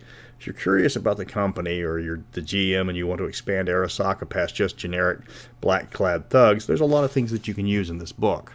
The book goes into quite a bit of history into Arasaka as a corporation, as well as Saburo Arasaka and his family. There's a ton of information just in the history section that the players wouldn't have any idea of, even more in the character discussions. That makes the book a bit of a problem for meta-knowledge, because if you want to get to the section on where you can utilize Arasaka's banking and investment options, you first get to read all about Saburo Arasaka's heavy use of cybernetics to extend his life, despite him being a very private man. One of the reasons why you are going to read the book is so you can better understand how to utilize Arasaka's security. They aren't just random goons that get used for target practice. You don't get to be the best bodyguard service in the world if you just hire bullet sponges. The requirements to be hired for Arasaka security are actually quite high, especially since many clients have specific requirements that have to be met. Guards can be anything from basic security guards all the way up to black op extraction specialists, with their prices going up accordingly. There's a decent-sized section, naturally, about everything you can hire Arasaka to protect, including property, net fortresses, and individual people. The last security section Arasaka offers is the least utilized. That's the security consultant, who will analyze a company's personal security and find any weaknesses and recommend appropriate steps to remove them. Arasaka can also provide contracted police agencies. You can hire entire sections of corporate police officers to replace the local police agencies if necessary. This isn't a popular option because of the price, but in certain regions, the power that be prefer the professional Arasaka police to the more often corrupt local police. In cases of city where the local police have proven to be completely ineffective, like Philadelphia or Belfast, Arasaka can have a long-term contract that has established it as the de facto agency for the foreseeable future. The book goes into great detail into the inner workings of Arasaka, and because it's a family-owned corporation, it's mostly about Saburo Arasaka and his children. Saburo, of course, is still in charge, though he spends most of his days in brain dance because of his advanced age. He even takes all of his meetings in the net because of this. His son Kai follows his example on how to run Arasaka and is prepared to take over the second his father dies, something that his father fully supports. Saburo's other children are all much younger. Hanako is only 21, and the rebellious Yorinobu is 25. Hanako is doted on by her father and Kei, though she finds her older brother cold and frightening. Yorinobu is disgusted by his family and is sworn to bring down the corporation for their crimes. The rest of the Arasaka section details company assets and gear, including new weapons and vehicles that are exclusive to Arasaka troops. There's a large section of various locations around the world that Arasaka uses for various reasons, such as the Arasaka office towers in Tokyo, which takes a full 3 pages to describe. There's also information on the training center in Hokkaido and the various weapons factories. After Arasaka, you get to IEC, which it even admits in its own description it isn't a company with much external drama. Now, don't get me wrong, there's a lot of internal drama. This is Cyberpunk after all. But IEC makes electronic components for most of the world. There's a lot less about IEC despite having a larger page count. The 3.5-page short story at the front of the section does take up a lot of the information. A huge chunk of the IEC section is just about how many different products they produce, and the variety is staggering. There is a section on the weapons their security officers are outfitted with, but nothing new or high-tech, just standard, bland, run-of-the-mill pistols and other weapons. IEC manufactures submarines, supersonic jets, fashion accessories, cybernetics, weapon accessories like laser sights, though not weapons themselves, and household electronics like blenders. So if you have a common household item in your game that you need to describe, chances are it's going to be an IEC brand. The book breaks down the corporate structure, which is a bit boring to read because, again, it's a multi-conglomerate electronics manufacturer whose only real conflict is found in the boardroom behind the scenes. There's nobody trying to disrupt IEC work. They produce parts for just about everybody, so much so that all of the other megacorps have a strict hands-off policy because if IEC suffers a delay in production, everybody's going to suffer from a work stoppage. IEC has made themselves too vital to enough supply chains that they've made the company invaluable. There's 2 adventures tied to both companies in the back of their respective sections. That's a standard layout for all the corp guides. Without going into too much detail, both of the adventures tie directly into the boardroom drama that is described for both companies. You're dealing with rogue family members in both adventures, trying to save them or help them in dealing with the corporations they despise so much. That's the corporate book 1, and it does feel rather imbalanced because you're going to use the Arasaka section probably 100 times for every time you use the IEC section. IEC wasn't one of the major corporations mentioned in the Cyberpunk main book. Arasaka is the big bads in black that appear in a whole host of adventures. The corp books are some of the only Cyberpunk 2020 books that haven't been reprinted. I've seen this book go for over $50 on eBay, and I don't think I've ever seen it go cheaper. Still, Arasaka is one of the biggest megacorps in the setting, and you're going to find a use for at least part of their book. If only they paired the company with another company that was a bit more memorable. Next week I'm talking about Corp Book 2, covering Militech and the Lazarus Group, which, if you love guns and you're playing Cyberpunk, of course you do, you're going to want to pick this one up immediately. But until next week, keep your powder dry. Welcome to Night City is back after a month-long delay, and I'm going to be making up for lost time as I'm not letting the coronavirus hold me back. Today's offering is the second of the corporate report books covering Militech and the Lazarus Group. So what does this book entail? Guns. Lots of guns. It's the world's largest weapons supplier and the most preeminent mercenary group in the 2020 universe. So get ready to update that arsenal, kiddos. I'm Mr. Welch, and today we are talking about things that go boom.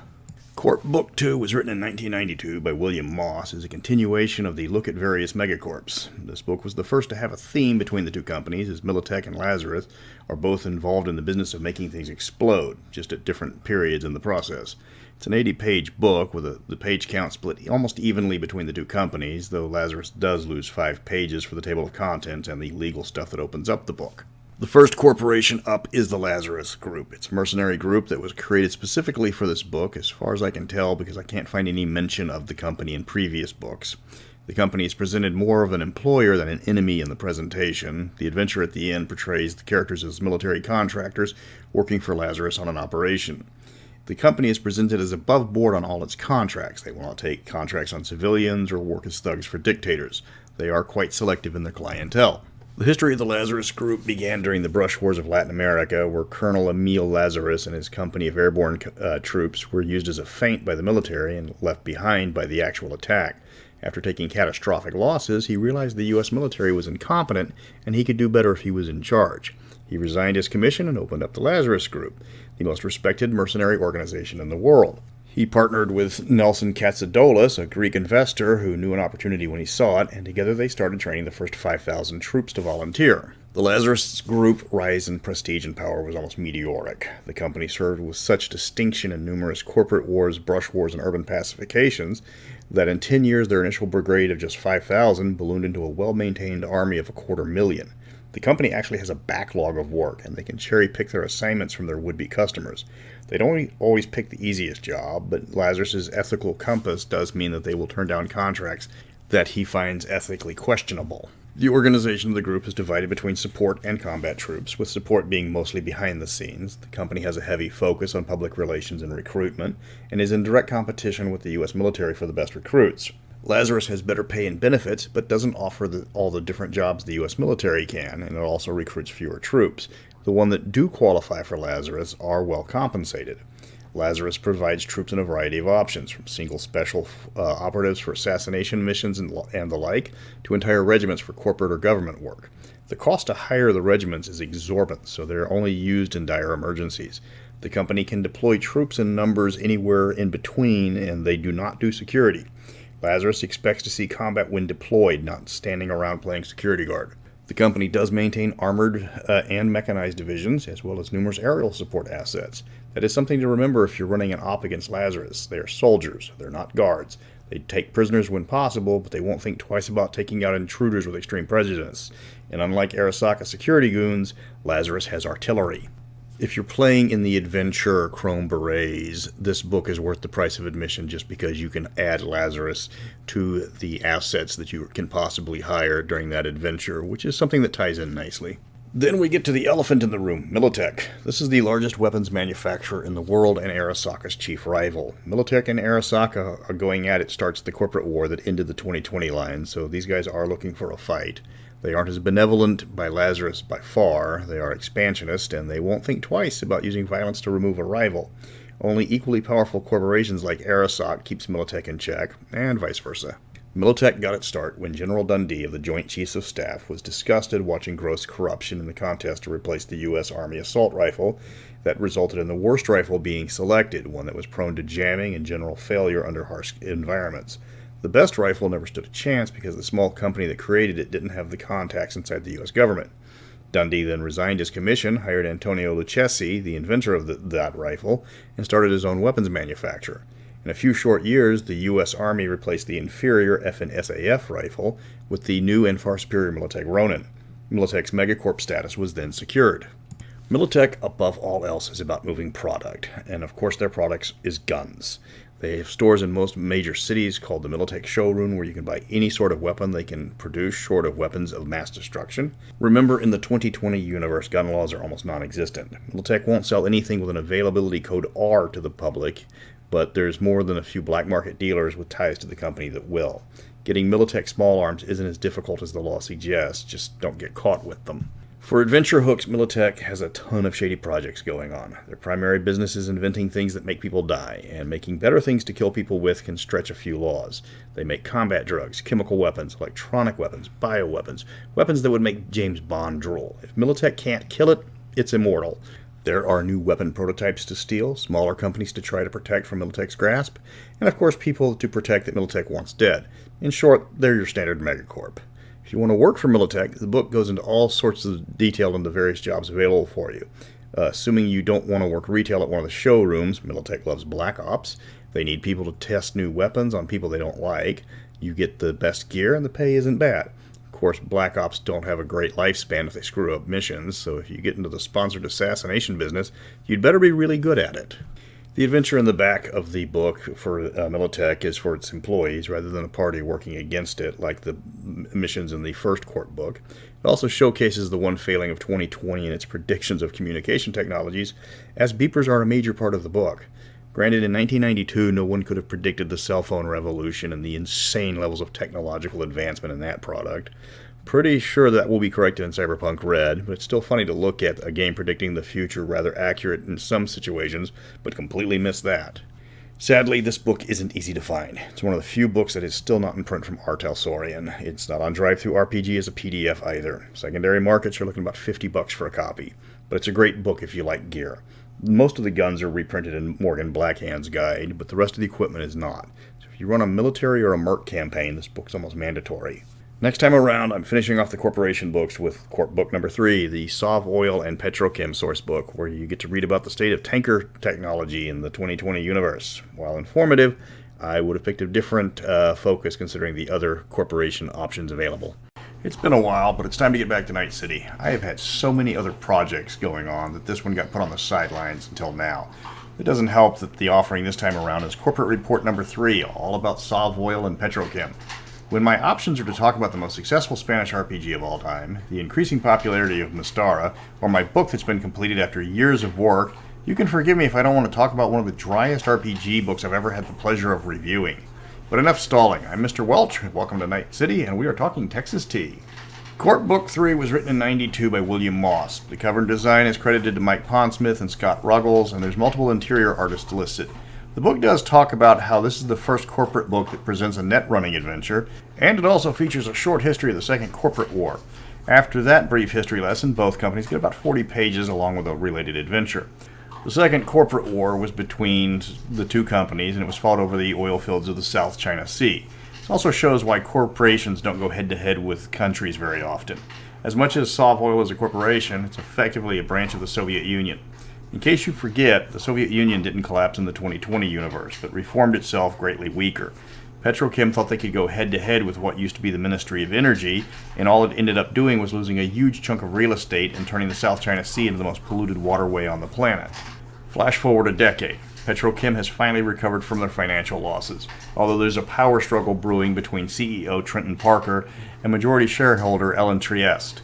A monkey wrench in the game is Ellen's husband Angus Youngblood, who is 40 years her junior, and stands to inherit everything she dies.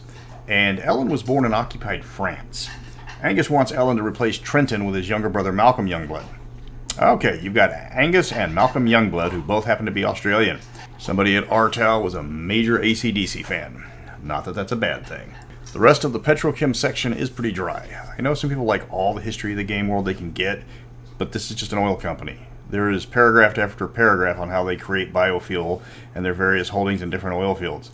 The equipment section is more basic firearms and exciting gear like life preservers and super tankers. There's only so much you can read about how refineries work or how ethanol is produced to keep your players interested.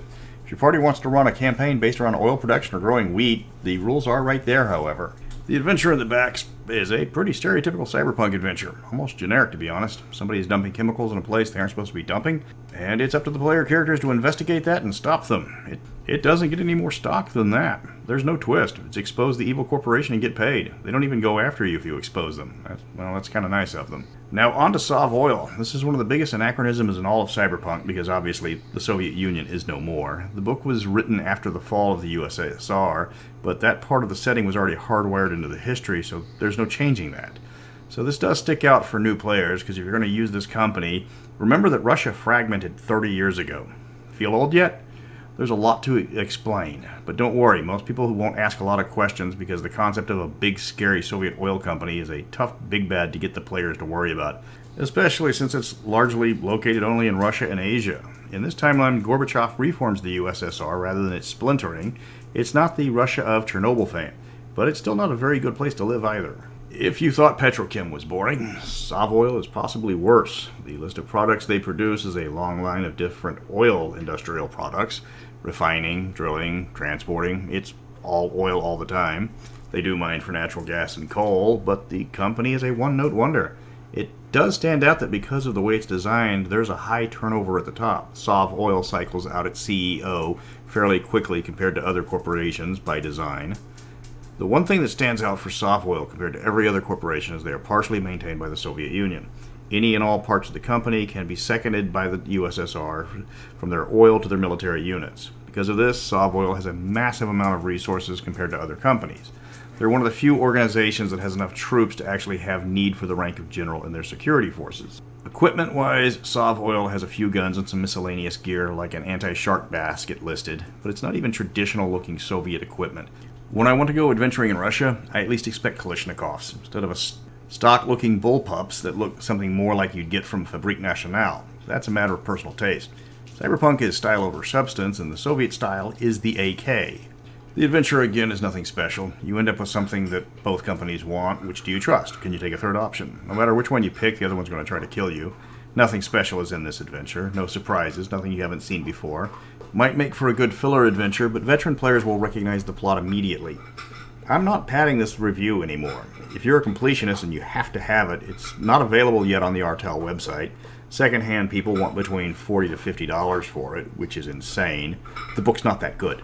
The two companies aren't exactly gripping antagonists, considering one of them is located on another continent, and Petrochem is a pretty stock villain for you to try to keep from polluting whatever they're polluting this week. I mean, just call Captain Planet.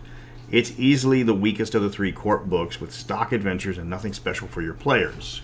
Next time around, I'm going to be getting the video out much faster because I'm actually looking at something that's good, which is the Wildside Sourcebook. I have to get back to putting these out in a timely manner, and I do have some catching up to do.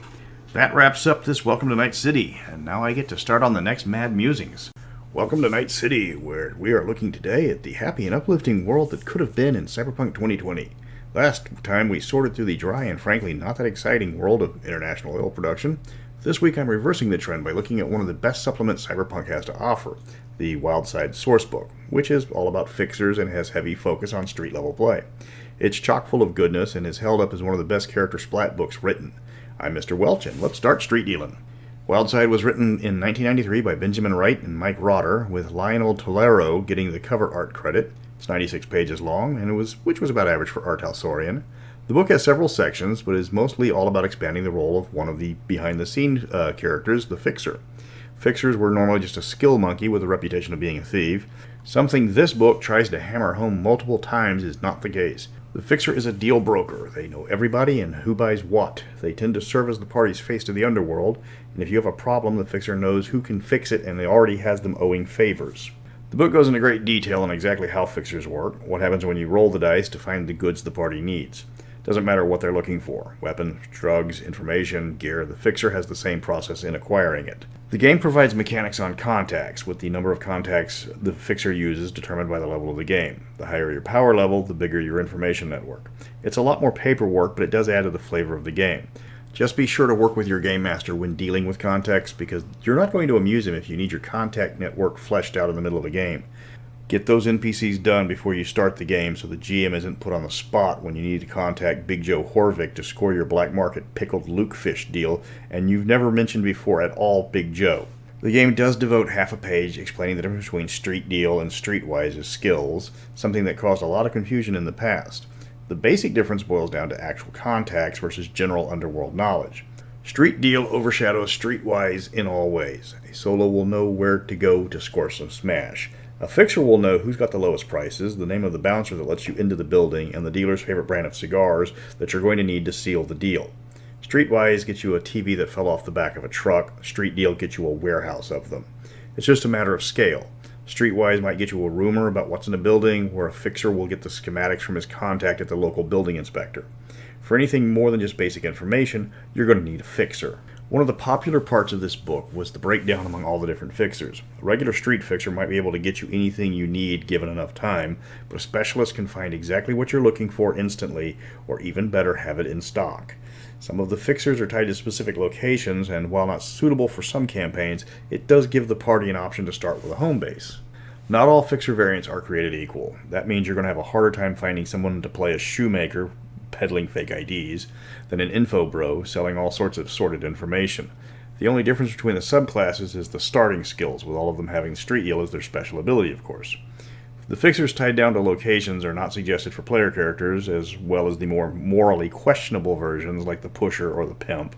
It's your game, of course. If you're running a low-level street campaign, there's no reason why you can't have the Fixer run the local pawn shop or nightclub, so your party can have their base of operations. Besides, if the Netrunner can sit on a couch and run the net while the party's in the middle of a Black Ops, there's nothing stopping the party from having the Fixer at home on the phone and the computer networking all over the place in real time as your party needs information on their current mission. That method actually works fantastic and keeps the social character out of danger in missions that don't make any sense for him to be there in the first place. You just need a phone and a computer, and you can even sell the stolen data as soon as you get it. There's a lot of variant Fixers to fit into any campaign. A Factor, with his money laundering ways, slides into a corporate campaign without any modification. He's just going to be the shady guy down in accounting. Negotiators are a staple of cop campaigns. Rockerboys have to have their agents. Nomads need their traders, and everyone can take advantage of black marketeers or info bros. Wildside expands what was considered a secondary role into something that's almost mandatory in most campaigns. The book introduces numerous new roles as well, more than any other book by a large margin. After you get through the alternate Fixers, you get to meet the Prowler, who is a thief all the way. The Street Punk makes a reappearance from Solo of Fortune. Conmen, scavengers, dancers, and prostitutes show up for the first time. They aren't for every campaign, but in the right ones they can add a lot to your game. The Prowler is going to show up a lot more often than a Street Punk, though. And be careful with the prostitute. There's a few players that will take that class in ways the party is not going to like. I'm just speaking from experience here. The guts of the book, once you get past the new options for the players, is appropriately enough new options for the game master. Here's where you get expanded rules for the Fixers network, from maintenance costs to the quality of the crew to the extent of your reach. If you want to turn the game into a crime simulator, this is where you find the rules. It's not for everybody, mind you. It is a ton of paperwork to keep track of, but it is an option. Then you get a section on where fixers fit in with the other roles, which, I'll be honest, the alternate fixer roles do wonderfully, and that is mentioned several times in that section. The next section is a detailed breakdown on various types of cyberpunk-specific crimes, like how to launder money in the 2020 universe, or create new fake IDs, or how to deal with stolen goods. There's a lot to read in this chapter, and it's all very detailed in dealing with things that fixers will need to know. They don't need all the information. Fixers tend to specialize in one area, so one player is going to memorize the rules on money laundering, but skip over the pages on fake ID creation. The section's pretty much plug and play. Use the parts that are relevant to you, skip over the parts that aren't. The last real chapter is about low-level street crime, and this, with the appendix, has a lot of padding and reprinted materials, including crimes and punishments from Protect and Serve, parts of Night City and Home of the Brave, with the religion and politics getting revisited. There's a large sample of what you're going to find walking down a busy street in Night City with various stores and vendors selling just about anything imaginable. It's good for flavor and random encounters, but it does feel like it's just there to fill out the page count. If you want this book, and you should, it's over at the Artel website for a list price. It's a great book. It gives you everything you need to play a fixer and breathes life into a role that was usually relegated to NPCs or only called on to make social roles. Now they play vital parts and can customize their specialty to fit the campaign. It's a must-buy for any campaign. I do need to step up the videos on this channel if I'm ever going to cover everything by the time 2077 rolls around. So next up is Live and Direct, the Media Sourcebook, as I'm diving into the Splat books, it seems. Sorry, Medtechs. Maybe next edition you'll get your Splat book. Welcome to Night City, Scream Sheet addicts. This time around I'm talking about the Media Sourcebook, Live and Direct. The more I talk about Cyberpunk 2020, the more I realize the game seems to be prescient. However, after a string of almost dead-on hits, Live and Direct did miss the mark on the press, mainly because the biggest technology that affected the media today is the internet, and that wasn't given enough of a role. But despite Artel thinking the newspaper was still going to be a thing in 2020, it's still a decent book that gives one of the support roles its day in the spotlight. I'm Mr. Welch, and it's time to talk about my role in the future of the current day. Live and Direct was one of the last books released for 2020, written in 1996 by a host of writers. Lisa Smedman, Will Moss, Steph Brucho, and Mike Roeder are credited in the writing. Lee Moyer did the cover with a whole host of interior artists. It's a full-size supplement. It weighs in about 96 pages, and very little of it is wasted. The book does get a lot of what's wrong with the media, with their focus on speed over accuracy as they try to maintain the 24-hour news cycle. The book gives examples of both good and bad media types, from the corporations that aren't above making themselves the news, to the street medias that are trying to expose the truth even if it kills them. The book has a focus on the scream sheets and data terms, which in real life were replaced by the smartphone. Scream sheets might make for great props, but how many times have you actually printed out a physical copy of a news story in the last few years? The book does devote several pages to the history of media in America, up until the collapse and the creation of the Seward Act. That meant free speech and freedom of the press were no more for all but the most powerful corporations. This had the added effect of cutting off news and music from other nations because the government censors clamped down on foreign information. The larger corporations, of course, got around it because money speaks volumes to a collapsed government. News 54 does not have to worry about getting arrested for publishing the wrong song, while underground records sold at local record shops can get someone disappeared. Of course, this immediately showcases the fact that the game didn't predict digital music or books, but it's a game, so play along. Protect and Serve talks in depth about the role of what is now dead or dying media. Newspapers are still a thing in 2020, and tabloids are major players in instant news. The internet in the 2020 universe didn't completely revise the way the media operates, so physical media plays a major role in this universe. Freelancers rush to get their stories out into the local data terms or underground newspapers. The big exciting media types are the ones that run the pirate radio or the television station. Those, of course, are the ones that corporations target first, so it's a bit of a gamble. The big corporations, as you can expect, get a large portion of the book. They are the ones with all the money, and all the approved news is filtered through them. They decide who's the new star and what shows are ready for the masses. For most edge runners, they serve as rivals or even flat-out enemies. Both Net54 and DMS are known to take bribes to spike stories from other corporations or even the government, and aren't above blackmailing people to kill stories if they think they can get away with it. So a large number of the adventures are going to be broadcasting the truth to the world because the corps won't do it. The list of sins the media corps commit are listed in detail, using artificial intelligence to serve as media personalities because they can be controlled later is the first of numerous offenses. Subliminal messages also make the list, to the point that it's almost standard in most music and brain dances. Brain dances are especially insidious because the corps try to create ones so addictive that the people will spend all their money just to stay jacked in.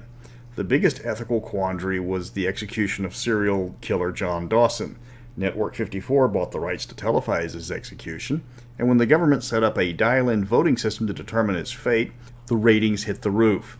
Using a pair of 1-900 numbers, God, that's dating the game right there, you could vote for his execution or just give him life in prison. Net 54 milked this for every penny they could, selling ads to anyone and everyone with an opinion on the execution. Dawson's execution became the most watched television event in history, and Net 54 turned its most profitable year yet. A major portion of the book talks about playing the freelance media, or at least the small market media types. There's a host of alternate role templates, similar to Wildside, for the players to choose from. Some of them are like the beat reporter or the war correspondent, and they're out looking for the truth, while others, like the paparazzo and tabloid monger, are more concerned about the money than the story. The book does add several new skills for the new templates, which is rare for a Cyberpunk book. While not as expansive as the Wildside templates, it does give your players a bit more leeway fitting in with the rest of the group. The issue the templates have is there's a bit of overlap between them, where fixers had a specific role depending on their template. Roles like the freelancer, investigative reporter, or beat reporter are going to cover a lot of the same stories. You have a chapter on working the media into the party. Well, it's more like making the party work into the media's campaign.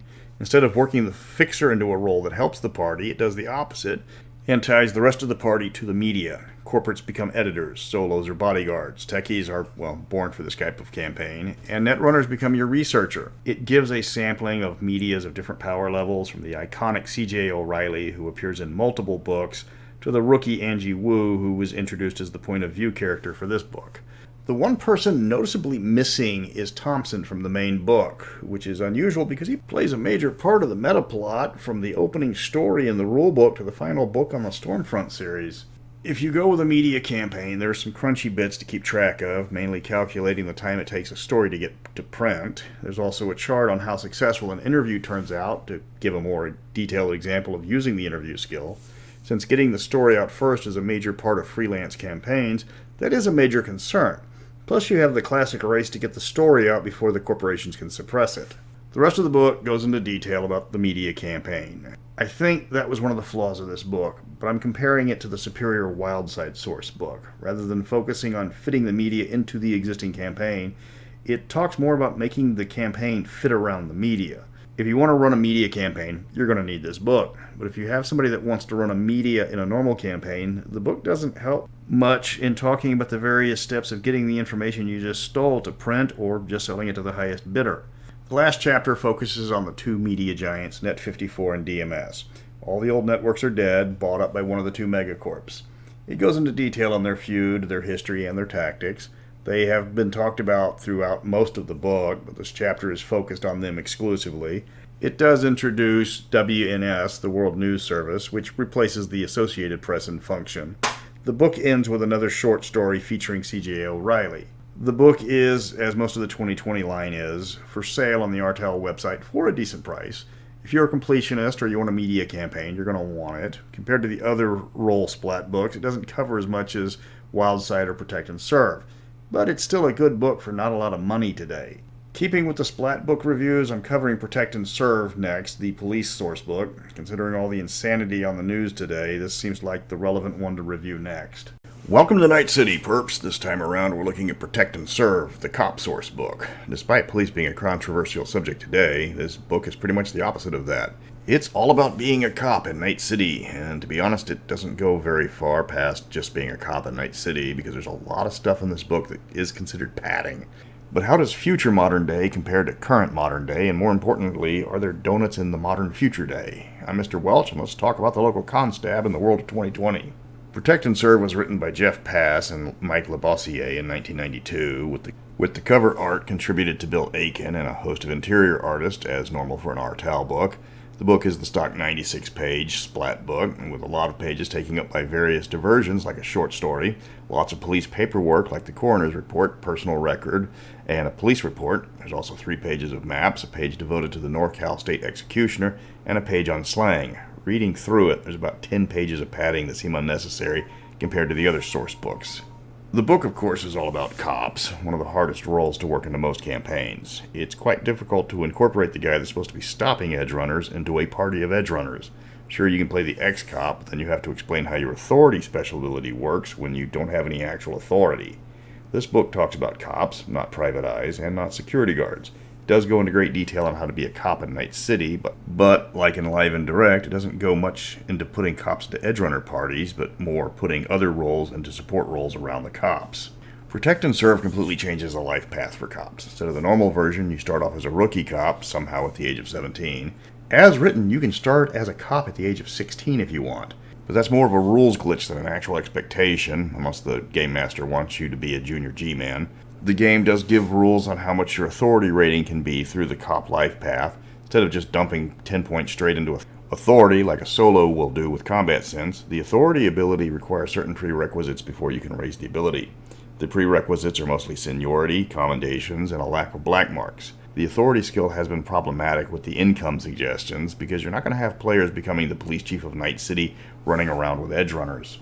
Unlike the other splat books, Protect and Serve doesn't offer alternate life paths like the Fixers Immediate did. It does have a ton of NPCs across all parts of the police department, from the rookie beat cop to the chief of police. It covers all departments, so when you get pulled over by a traffic cop, you'll have the stats ready. Ditto, vice, robbery, and homicide, as well as the big guns like SWAT and MaxTat, or C-SWAT in the original rulebook. The book has a ton of NPCs, both cops and robbers, for you to use. If a cop wants to transfer to another section, that's purely up to the GM.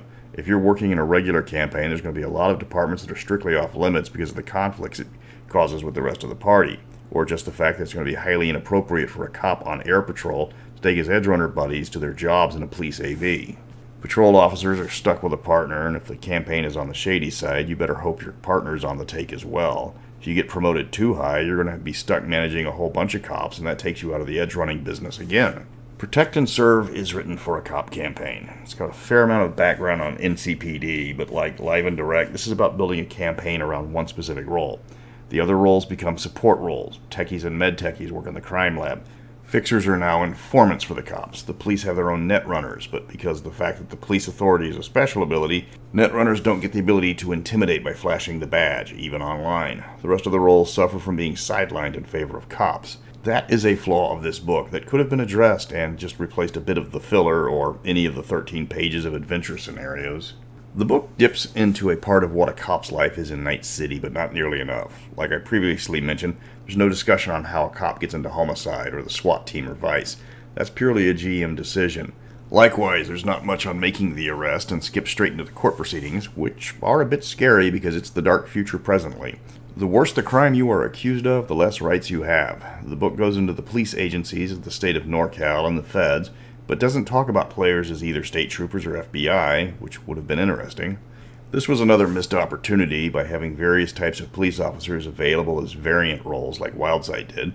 You could have had the FBI, U.S. Marshals, state troopers, and United States Park Police, among others, as options for cop characters, instead of having everybody start as a beat cop for Night City. The book has a lot of generic NPCs as both bad guys, allies, and backup. Every single cop template in Night City has a write-up, including the crime scene and the police psychologist. If you screw up, the Game Master has the stats for internal affairs that's going to try to get your badge. If the booster ganger you shot in the middle of a gang war turns out to be a kid, there's already a shrink created that's going to pick your brain apart. The departmental section does have response times for each unit, though some of those times are a bit optimistic.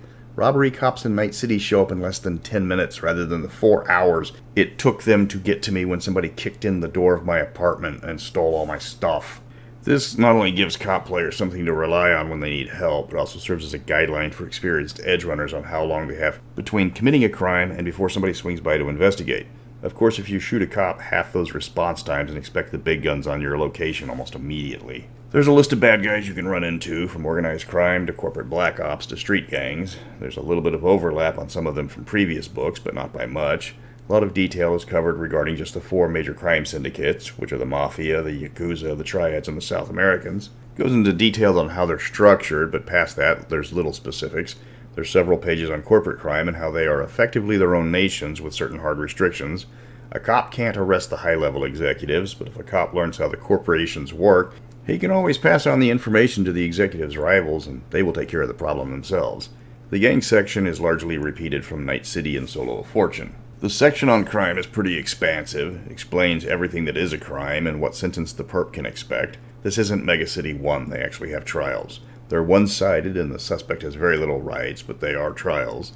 There's a lot of crimes covered, from the mundane all the way up to treason. If you want to bust somebody for public drunkenness, that's a €50 fine. If you bust somebody for bodylegging, it's 20 years hooked up to a brain dance machine. But once you've made the case and arrested the perp, then you turn it over to the DA, and that's normally outside the scope of campaigns.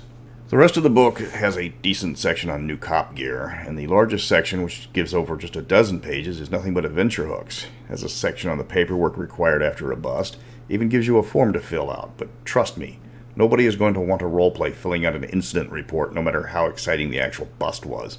Doesn't matter if you're really proud of your training in forensic blood spatter and can identify by sight the difference between cast-off and gush, or know how to identify a transfer pattern, as well as the range required to obtain a mist pattern on a solid object. Nobody wants to hear about that. Protect and Serve is a good resource for game masters if the players want to flaunt the law. It tells them what they're up against, how long it's going to take, and what they're facing if they get caught. For players, if you're not a cop, there's not much there for you. If you are a cop, you better hope the rest of the party are law enforcement as well, because the book doesn't expand on how to integrate a cop into a Cyberpunk campaign very well. There's a lot of padding that could have been used to talk about how to use a cop in a mixed campaign. With the maps, handouts, excessive amounts of adventure seeds, and a lot of other various filler, which is about a quarter of this book, that could have been easily repurposed with more useful information. If you want a copy of the book, it's on the Artel website for $16. Keeping with the Splat book reviews, next time I'm going to be looking at Neotribes, the Nomad Sourcebook. With 2077 now coming out in November, I might be able to finish this channel before the game is released, but I have to remember to do these on a weekly basis. Doesn't help when the days are starting to blend together. In the latest Welcome to Night City, we're headed out of Night City to spend some time with Nomad Tribes as we look at the Neotribes Splat book. This book has actually become one of the most controversial books in Cyberpunk because language that was written 25 years ago that didn't even get a second glance has been deemed offensive by people now. But how does Neotribes bring nomads into your campaign? Does it raise them up past second-class solos with more friends? Stay tuned, Chumbas. I'm Mr. Welch, and we're about to go transient. Minor correction that was pointed out in this book, the Rim Sourcebook was done by Hector Gomez, not Mike Ebert. You think that would have been fixed in the reprint, but I guess I have a first edition printing. Now back to Neotribes. This book was written in '95 by Ross Wynn and Eric Open, with the cover art by Hector Gomez, who was probably the one that pointed out the incorrect attribution in the first place. The rest of the illustrations were carried out by a cadre of half a dozen artists. The art is pretty standard Artel work. You'll recognize all the artists' work from previous books. The book jumps right into the history of the Nomads, and immediately starts up with the controversy with the section of diversity and unity. The book lashes out in the first few paragraphs about how diversity and the need to be special and get favorable treatment because you demanded to be distinct from the rest of society was the driving force of the collapse of the United States. Remember, this book was written 25 years ago. The same topic that has started innumerable countless Twitter wars was originally a couple of throwaway paragraphs in an RPG source book. I don't know if this is the reason why the book is one of the few Cyberpunk books not to be reprinted, but I can tell you that bringing up this topic on several RPG pages is a quick way to get a ban, so that's just a fair warning. But I'm seriously thinking Mike Pondsmith is 7 shades of psychic from the number of things he predicted correctly all those years ago. The book details the various cultures of the Nomads, including their turf and how they make ends meet. The book describes in some detail how the different Nomad packs operate. Agri-packs follow the growing seasons to work for the major agri-corps. Native Americans have literally left the reservation to pursue work and reclaim abandoned lands. They try to keep their traditions, only mixed now with the influx of technology that defines Cyberpunk. Gypsies have a much larger presence, though you're supposed to call them Romani now. Their numbers exploded during the turmoil of the world's economic collapse, as many fled Europe for a life in America, where the long-standing prejudices were left behind. Carnies are the next group, going from city to city bringing entertainments, and in some cases even possessing stolen or abandoned cruise ships. Bikers are the last group, with the outlaw bikers now taking their families with them as they tour the nation, using their reputations as people not to be messed with to help protect their loved ones. The book breaks down the nomads by faction, with 7 major nomad nations comprising over 7 million people total. The Snake Nation is a loosely affiliated group made from different factions banding together to avoid persecutions from corporations and other nomads.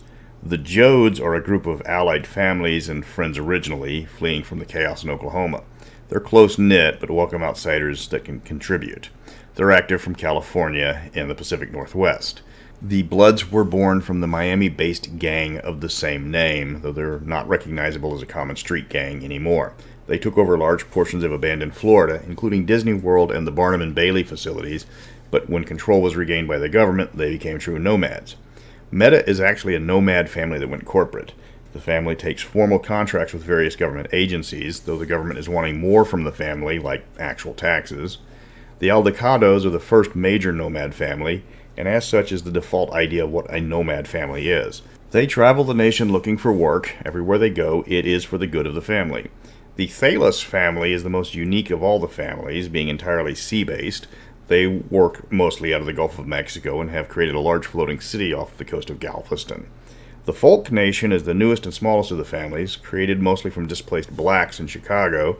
They're currently trying to rebuild their part of the nation. That's half the book right there, just talking about the nomad cultures and the various factions. The rest of the book talks about nomad characters, including breaking down how to run all nomad campaigns. The first thing it does to work non-nomads into a nomad campaign is to create the Kith ability, which determines how useful you are to the nomads. The more skills you have, as well as how well you're known, gives you more prestige in the pack. It's pretty complicated as there's a lot of modifiers, but it does fix the problem that cops or corporate campaigns have with support characters that have little to do with the actual organization that the campaign is centered around. The campaign also adds several new roles specific for nomad campaigns, including warriors, outriders, pathfighters, shamans, and runners. Yes, they have shamans, but there's no actual magic involved. This is still hard tech. These classes serve as scouts, vehicle operators, tribal diplomats, though their effectiveness is lowered outside the nomad packs. There's a specific nomad life path for starting out as a nomad, and it is fairly extensive. The rest of the book includes a large section on nomad equipment, with a focus on reliability over flash. Automatic weapons are rare. Carbines and revolvers are typically the weapon of choice. Old technology is common among the nomad packs. They're rough on their gear, and easily broken gear has no place in their ranks. There's a lot of basic gear found in the book. List of tools takes up over a full page. There's multiple pages of vehicles, all of them built like tanks and able to run on just about anything combustible. The one thing that was missing that was common in other Cyberpunk books regarding nomads was the Panzer, the assault hovercraft. They were a big part of Hardwired, one of the major Cyberpunk books that ended up as a Cyberpunk 2020 Sourcebook, but somehow it didn't make it into the Neotribes book. There is a bit more to the book, mostly examples of nomads in Cyberpunk movies and books, along with some sample nomad packs and pointers on how to run a nomad campaign. This section is actually quite short, as the characters section actually covers how characters work in a nomad campaign and fills in the rules that otherwise wouldn't fit into the campaign. The Kith special ability was a stroke of genius, as now tribal netrunners, medics, techies, and the rest have a status inside the tribal system. That was a flaw with the job-style source books like Protect and Serve. This book is all about nomads, but it goes into great detail on how others use nomads as allies and vice versa. Yes, a majority of the book is fluff on the various families, but when it comes to quality, it does stand out. If you want to get Neotribes, good luck. It's one of the few books on the RTAL website that is not for sale. It has a out-of-print sign-up for about as long as I can remember. It's not available on any of the normal used RPG sites like Noble Knights. There's nothing on eBay as I write this, and there's a single book on Amazon that somebody wants $125 for. The original retail price was $12. Remember that. I don't know if it's the section on how diversity destroyed America that is causing the delay, or the fact that you can't say gypsy, even though the phrase doesn't have a negative connotation in America as it does in Europe. All I know is the book is almost impossible to acquire right now. Keeping up with the Splat books, next up I'm looking at some Solo of Fortune, both of them. The 2013 Solo of Fortune, as well as the Solo of Fortune 2, which was the 2020 follow-up. These books were a mixed bag, as they were written like an actual magazine, so they are a bit scattered in the layout. If you like my channel, please like, subscribe, and comment. The more followers I get, the more popular I get. And the more popular I get, the more likely I'm going to be able to actually get my Mystara guide out, as apparently YouTube influence is a job requirement now. And because I'm going to be reined in this weekend because of a tropical depression, I'll see if I can get the Solo of Fortune book up a lot faster. So I'll talk to you guys later. Welcome to Night City for a twofer. I hope you like guns. I hope you're the kind of person that when you visit Texas, the first thing you want to do is shoot a gun. And ask you to help them buy a pink 22 target rifle out of Walmart and figure out a way to smuggle it back to Japan, despite the fact that that violates numerous gun laws in both countries. Then, failing that, guilt trip my girlfriend, who happened to be your best friend, into a shooting match where you probably squeezed off 1,000 rounds in 4 hours because you had never shot a gun, and my girlfriend, who was from Chicago, thought guns were originally evil. But my father was more than happy to let you shoot all his weapons, even making me show off the 1911 I hate, because John Moses Browning apparently has a sadistic hate of southpaws when he designed his signature sidearm. I hope you have that love of guns, because I'm Mr. Welch, and we are talking about the Solo of Fortune books, and not about the difficulty of finding semi-automatic pistols that don't have their prices jacked up if a lefty wants to buy one that's easy to use. The first Solo of Fortune magazine was made in 2013, but since both books are written as a send-off of the Soldier of Fortune magazine, the first version was pretty heavy on fluff and light on the rules, but that does make it still relevant compared to other 2013 books. The book was written by Mike Pondsmith with additional articles by a host of various writers. The cover was actually a photograph instead of the normal art, featuring cover model Toby Edwards. The book was released in 1989, being a bit short compared to the future versions at only 80 pages. This book goes into detail about the world of the Solo in Cyberpunk, featuring different roles in the world for Solos to take part in, including a focus on street gangs, government agents, and private security. New weapons and gear are introduced through advertisements in the magazine, but remember this is for the 2013 version of the game, so some of the rules were obsolete for the 2020 version. It's mostly fluff, but if you want an in-depth read on the old days of Cyberpunk, you can get the PDF for $6. A physical copy will run you between $40 and $60 on the secondhand market. Solo of Fortune 2 was the revamp of the book released in 1994. Revamp is the wrong word. This is a completely new book with updated information on the 2020 world, repeating nothing from its predecessor. Again, it's written as a magazine, with every section presented as an article, with numerous writers contributing to the book. The cover again is a photograph instead of art, with Ross Wynn being the model. He's not just a model, he's also one of the authors of the book. This time around there's a lot more crunch compared to fluff. The book is bigger, coming in at 96 pages, with a few more articles, as can be expected. It doesn't wait around with the new rules, with the first article talking about building a custom gun with all sorts of options. If you wanted to build Robocop's gun, for example, take a heavy handgun, add fully automatic, extended magazine, extended auto-fire, custom grip, and improved compensation. You will pay several times the cost for that gun, and you will look fabulous using it.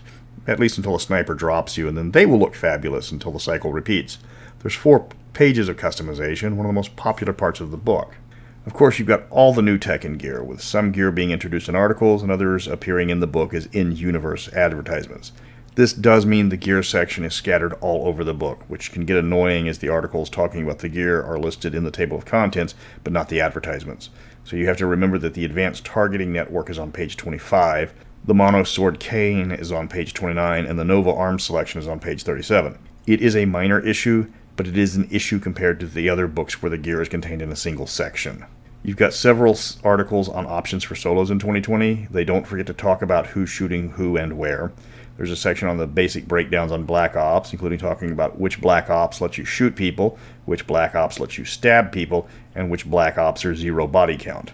In every article, it seems, they talk about the fluff, and then there's always a new piece of gear included. You just have to, again, remember what page featured which piece of cool gear. There are several pieces of fiction included, including one featuring C.J. O'Reilly talking about his experiences, followed up by a 2-part story talking about solos in Moscow, and finally an interview with Adam Smasher, the full Boar guy that's still alive in 2077. These are pretty light on rules, but if you like lore delves, they're decent enough, if a bit short. There's a large section talking about the fate of the Soviet Union. Remember, the USSR is still kicking in the 2020 world. It's not kicking much, but Russia is still holding on to everything it can still lay claim to. Most of the Warsaw Pact nations have been let go, and many of them have turned rabid anti-communist. Artel's frighteningly accurate predictions of the future got a good chunk of that right, except for the war involving Poland and the Czech Republic against a bitter Slovakia. Yugoslavia has gone straight to hell, but that was happening as this book was being written, so that doesn't really count. They did predict the Bosnian War was going to rage for 10 years instead of just 3. The remnants of Yugoslavia haven't recovered and are still prone to shoot at each other. If you like NPCs, there's a literal who's who on the top 10 solos of America. You've got the expected Morgan Blackhand. There's a few repeating characters from previous books, like Susan Forrest from Protect and Serve and Boa Wayland from the corporate books. The rest are a mix of various solo types, including a few that seem to be there just to add rules for new power armor or full body conversion. These are all high-powered NPCs, and they aren't stupid either. People at this power rating don't get that way by being stupid. Remember that if the party runs up against them. The book has a few pages on cyber animals, and by that I mean things that can wipe the party off the map quick.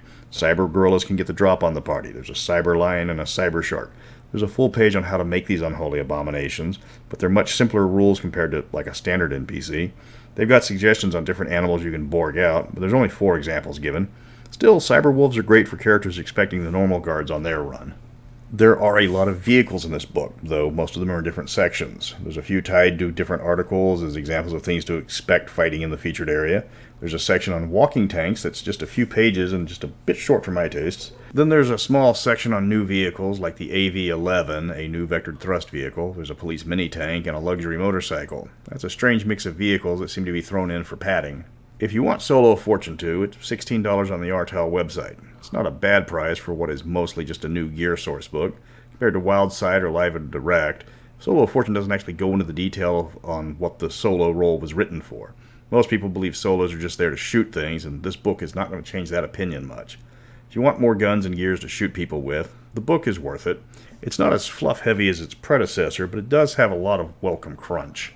Side note, before I talk about the next video, our Talsorian has merged all 3 of the Corp books into a single book for $25 as a PDF on drive-thru, and it's now currently 50% off. They said there's a print-on-demand book coming soon, but there's nothing physical right now, sadly. Now, keeping with the Splat books, I'm talking about Guide to the Net and Rashi Bartmoss's Brainware Blowout to look at netrunners. Maybe in all these books you'll find the solution to running a netrunner in a party without boring people. Now, that's a tall order, however. I'll try and get that one up this week because I've only got a few books left and 2077 is right around the corner. Welcome back to Night City for an overdue twofer review of the Netrunner books, Guide to the Net and Brainware Blowout. Both brought to you by Cyberpunk's favorite netrunner, Rashi Bartmoss. Netrunners have always been one of the hardest classes to run, simply because they are best inside the net, leaving the rest of the party to guard their body. Like most Splat books, both of these enhance their character, but one is a direct tie into the CCG craze of the mid-90s, and the other is more about the digital world than enhancing the character. So how do they hold up after all these years? Well, keep logged in, because I'm Mr. Welch, and today we are looking into the very twisted mind of one Mr. Rashi Bartmoss. First up chronologically is the Guide to the Net, one of the few books to have color pages mixed in with the black and white. The only other examples from what I've reviewed so far is the Chromebooks a while back, and even then just a couple of them. Guide to the Net was released back in 1993, written by a combination of Edward Balmy, David Ackerman, Derek Quintanar, and Steve Sabrum, and I apologize if I got anybody's name wrong. Most of the interior art, as well as the cover, was done with computer graphics, with Silicon Graphics getting credit for the cover art and a large portion of the interior art as well. The book is beefy, with 152 pages of content.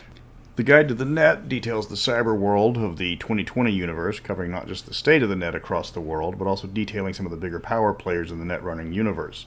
The book has a ton of images, far more art than any of the other Cyberpunk books I've reviewed, with each one of the Netrunner avatars displayed, as well as a selection of data forts and 3D renderings of what each section of the net typically looks like. And there are typos galore. Spell checking was never RTAL's strong point, but this book has some especially noticeable errors. The detail is majority fluff. It details every region rather thoroughly, talks about how much security can be expected and how stable the region is when running it, and any quirks of that particular region of the net. Since distance means nothing inside the net, the book does devote a large portion of how to jump from region to region, often under the pretext of being chased by the Netwatch police. The guide does go into quite a bit of analysis about the security and the detail on how to get to the different regions, a fact that is critical for a lot of Black Ops. The book is written from the narrative of Rashi Bartmoss, obviously, and Mr. Bartmoss is a few screws loose of a functioning cyberdeck. He is obviously biased in his descriptions. He loves the more anarchistic regions and is quite disdainful of the secure corporate and government regions. His narration is deliberately skewed and unreliable. He's even called out on it by a few netrunners in the book itself. But it's his story, and it's obvious that he's making a large part of it up. It's up to you to determine what part of his tales are true and which parts are just too many 96-hour straight net runs fueled by caffeine injected directly into his brain. There's a few rules in the back about net running, but not many. Most of these rules are reserved for the next book in the video, obviously. The book is 99% information about the net around the world. leaving less than 10 pages for new programs or new ways to access the net. There is a section on micro runs, where instead of hacking a corporation's mainframe, instead you're going after an object like a cyberdeck, a cyberarm, or a smart car. These rules didn't go over well when it first came out, and while it gives the Netrunners something new to do in the middle of Black Ops, it also gave them new abilities that could prove too powerful or absolutely useless depending on your game. Guide to the Net is one of the few games not on the RTAL website, probably because of the color sections that preface every chapter. You can get it for about $50 secondhand on various websites if you are patient enough. Don't spend the $1,500 one guy wants on eBay right now. It's a good book, and if you have a Netrunner on the party, it's almost mandatory. It opens up a new world for the GM that wasn't fleshed out until this release, and it is worth picking up just for the read. Now, fast forward to the distant future of 1996. Magic the Gathering has been tearing up the gaming scene with the newly released Ice Age expansion. TSR wasn't exactly turning heads with the new Dragonlance Saga edition, and the movie Boys was bombing hard at the box office, largely because of executive meddling and not because of the performances of the cast. Then suddenly it seems every company decided it had to have a CCG to capitalize on the success of Magic. Most of them were abject failures, but one of them was a critical success. That game was Netrunner. The success of Netrunner alone meant that compared to all the other CCG tie-in books from the other game companies in that dark period of gaming history, Brainware Blowout was actually pretty good. Where Guide to the Net was almost all fluff, Brainware Blowout is almost all crunch. Everything is ways to improve your cyberdeck with a ton of new options, new programs, new everything. Almost everything was taken from the card game with a caveat at the very beginning that a lot of these programs in Netrunner would break the game in Cyberpunk. So pick and choose wisely. The book is filled with art from the card game, almost all of it being 3D rendered art. It's 90s 3D rendered art, so remember the movie Spawn? There's a reason why you don't. I don't know if the 90s weren't ready for 3D computer art or 3D computer art wasn't ready for the 90s, but regardless, that's not something we like to talk about. There's a lot of rehash from other books. The Sourcebook is devoted to putting all the rules from Netrunners in a single book. That means there's 128 pages just devoted to that one single role, with rules pulled from the original 2020 Sourcebook, Chromebook 3, Guide to the Net, and a few other crossovers that were included for completion. If you're playing a Netrunner, this is going to be your first purchase. It has rules for upgrading programs, creating programs, upgrading your deck, building your deck from scratch, converting Netrunner programs into Cyberpunk programs, and a whole list of hardware that will have your runner in an electronic diabetic coma. It's not kidding about high-powered gear in this book. There are programs that represent the rare cards from Netrunner that are far superior to the regular Netrunning programs. There's killer programs that do double damage. Another simply destroys the program that it was targeting. There's Hellhound variants that not only eat your brain but follow you home and call the cops when they get there. The book introduces viruses and ambush programs. Those are for the more patient and destructive Netrunners. Some of these programs are purely sadistic, and others upgrade the bad guy programs without the runner ever being the wiser. So use these programs with extreme caution. There's a section in the back about famous Cysops, system operators, from the card game. They range from enemies to allies to contacts in varying degrees of proficiency. Mike Pondsmith makes an appearance as Omni Kismet, an artificial reality designer, who's idolized because he makes awesome realities and lets anybody play with them to test out. There's also a section for physical gear for Netrunners, with some new vehicles, some drugs, and even a cyberdog in the Schlaghund. The book is available in print for $18 at the RTAL website. The question isn't whether it's worth it, the question is why haven't you bought a copy yet? For less than $20, you've got a book that gives you everything you need to play one of the more difficult roles in Cyberpunk. Everything is at the player's fingertips. Even if you ban a good chunk of the Netrunner editions, that's about 100 pages of stuff that the runner and the GM can still use. I was doing Rockerboy next, but my copy has turned up missing. It's a good chance it died in the fire right after Harvey. So instead I'm going to go down the list to the next pair of books with Near Orbit and Deep Space, taking the game, well, into orbit. I've got 11 weeks to review 12 books, so it's time to step up my game. Welcome to Night City, where today we're not going to Night City, but instead we're going into space, as we're looking at the two supplements dealing with Near Orbit and interplanetary adventures, Near Orbit and Deep Space. Near Orbit was for the 2013 version, while Deep Space expands it and replaces its predecessor for 2020.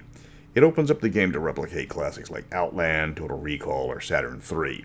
Just remember it's a lot easier to die in space than on land. While you ponder the fact that just a few miles overhead everything is trying to kill you, remember to like, subscribe, share, and comment because YouTube likes that, so I like that. I'm Mr. Welch, and today we are blasting off. Near Orbit was published in 1989, with lead credit going to Mike Pondsmith and the cover art by Doug Anderson. It's only 88 pages, just over half the length of the much more expansive Deep Orbit. It's set 10 years before its successor and goes into the various near orbit sites, including all the Lagrange points as well as the moon. It introduces the numerous elements of living in space that makes playing these campaigns much deadlier, as you have to monitor a lot of variables like air, radiation, and gravity. It goes into some detail on the various locations in orbit, from the Crystal Palace space station to the various satellites and the 2 moon bases. Then it goes on an adventure that takes up half the book, so the book is more 44 pages of rules and 44 pages of adventure. Then you move on to Deep Space. This book repeats and updates everything from Near Orbit. The only reason to grab Near Orbit is if you already have Deep Space, is to complete the collection, or for the adventure as all the rules and background are repeated. Deep Space was released in 1992 by Chris Young and Scott Hedrick, and Doug Anderson again did the cover art. It's 140 pages long, with 58 pages devoted to a tacked-on adventure. Again, a massive chunk of the book is devoted to just the adventure. I don't mind adventures at the end of a source book, but when the adventure takes up a third to half of the source book, it tends to reflect that they didn't have enough material for the core book, and the adventure was there to pad it out. Now, launching into Deep Space, the first thing you'll notice is the book is set in 2025, making it one of the only books not set in 2020, with Rough Guide to the UK being the only other book in this category that I can remember. It was directly updated from 2013 in the History Guide, and it adds new space stations, the Mars colony, and details the High Rider Revolution very briefly, where the Galileo cylinder declared independence after a brief war. The setting also expands to the asteroid belt and to Jupiter's moons, so if you want to recreate the Expanse setting, Deep Orbit is right there for you. The book goes into great and sometimes gruesome details on how everything will kill you in space. It gives you numbers on how long you have to fix something before you freeze to death or suffocate in the cold vacuum. It hammers home the point that Sir Isaac Newton is the deadliest man in space, as the laws of motion in zero-G work together to kill you. So don't use guns in space. That is all. There's a lot of math in this section, as Cyberpunk is a hard science game, though it doesn't go into the advanced algebra that some of the worst games are more guilty of. The math tells you exactly how much time you have left before the air escapes and what happens when the air depletes. Even if you do make it out, you're probably sacrificing some brain cells to the cruel mistress of vacuum. The next deadliest thing is radiation, and there's a whole chart of what amount of radiation will kill you in what amount of time. Radiation does require you to keep track of your total dosage, and the results are both cumulative and horrific. Go make your players watch Chernobyl a couple of times to hammer the point home that radiation is a very bad thing. If you ever wanted to keep track of your character's chances for cancer, then Deep Space has you covered. Radiation kills brutally fast, something that the book reminds you constantly. There's rules for birth defects, genetic damage, hair loss, cataracts, and electromagnetic pulses for those with cyberware. Most of the damage is done in millirads, which actually isn't enough to do any real damage, but when you start taking actual rads, it doesn't take long to get a fatal dose.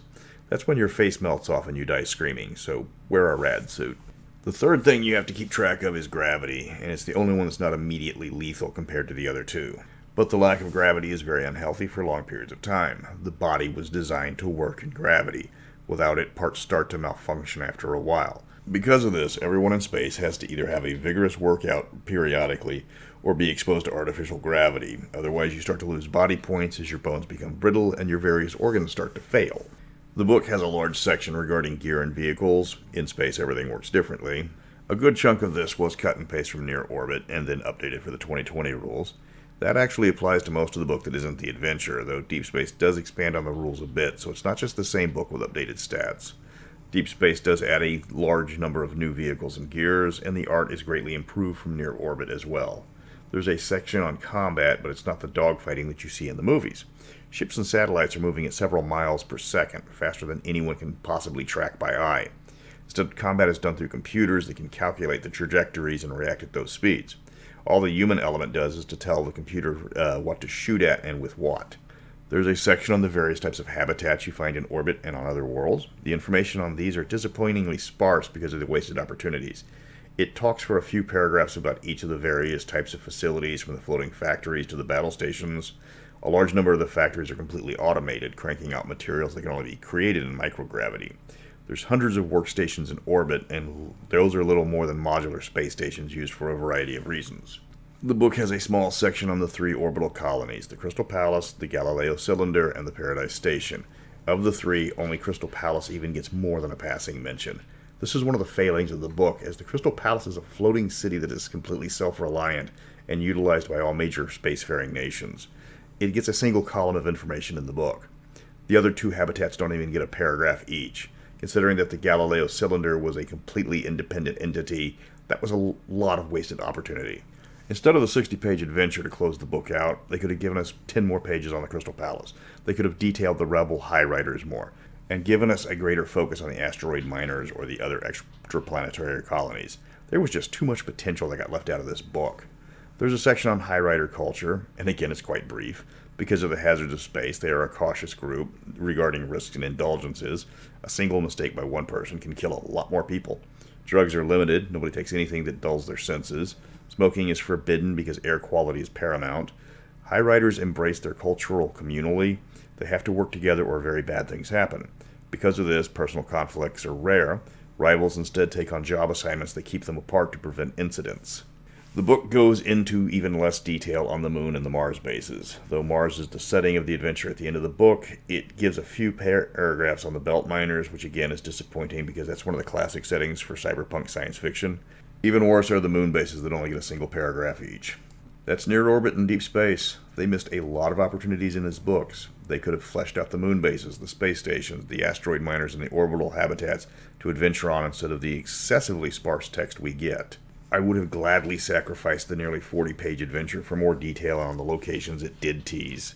If you want to have a space adventure, you're going to need deep space. It's just that you could have had even more space adventures if the book had lived up to its potential. The book is over on the Artel website for $18. Near Orbit is not on the Artel store, but you can get it for less than $20. There's not a big demand for it on the secondary sites. I'm assuming that a large part of that is because Deep Space completely replaces it, and the 2013 setting is not very collectible. Next up is Edgerunners Inc., as I'm down to 7 videos, and I'm still waiting for my copy of Rockerboy, which isn't a priority at the moment, as it's a 2013 book compared to a 2020 book. And once I'm done with those two, it's all adventures from then on out. Welcome to Night City for the latest look at the world of Cyberpunk 2020, with a book that has vexed me for 2 weeks now, Edgerunners Incorporated. You have no idea how hard it is to review a book that is largely just one NPC after another. Now, that's just half the book, but you can't review a book of just a list of characters. There's nothing to review. Either players will find the characters useful, or they won't. Now, half the book is a write-up on small companies and organizations, and I can work with that. Just saying, don't be surprised if this review is a bit short. I'm Mr. Welch, and let's check out the want ads in Edgerunners Incorporated. The book came out on the tail end of Cyberpunk back in 1995, one of the last books in the line before Stormfront and Stormwave finally killed the game. Andrew Borelli, Michael Nelson, and Scott Taylor get the writing credits, and with Carrie Polkovic doing the cover art as well as the interior art along with Barry Winston. The book is 80 pages in length, with half the book split evenly between the characters and the companies.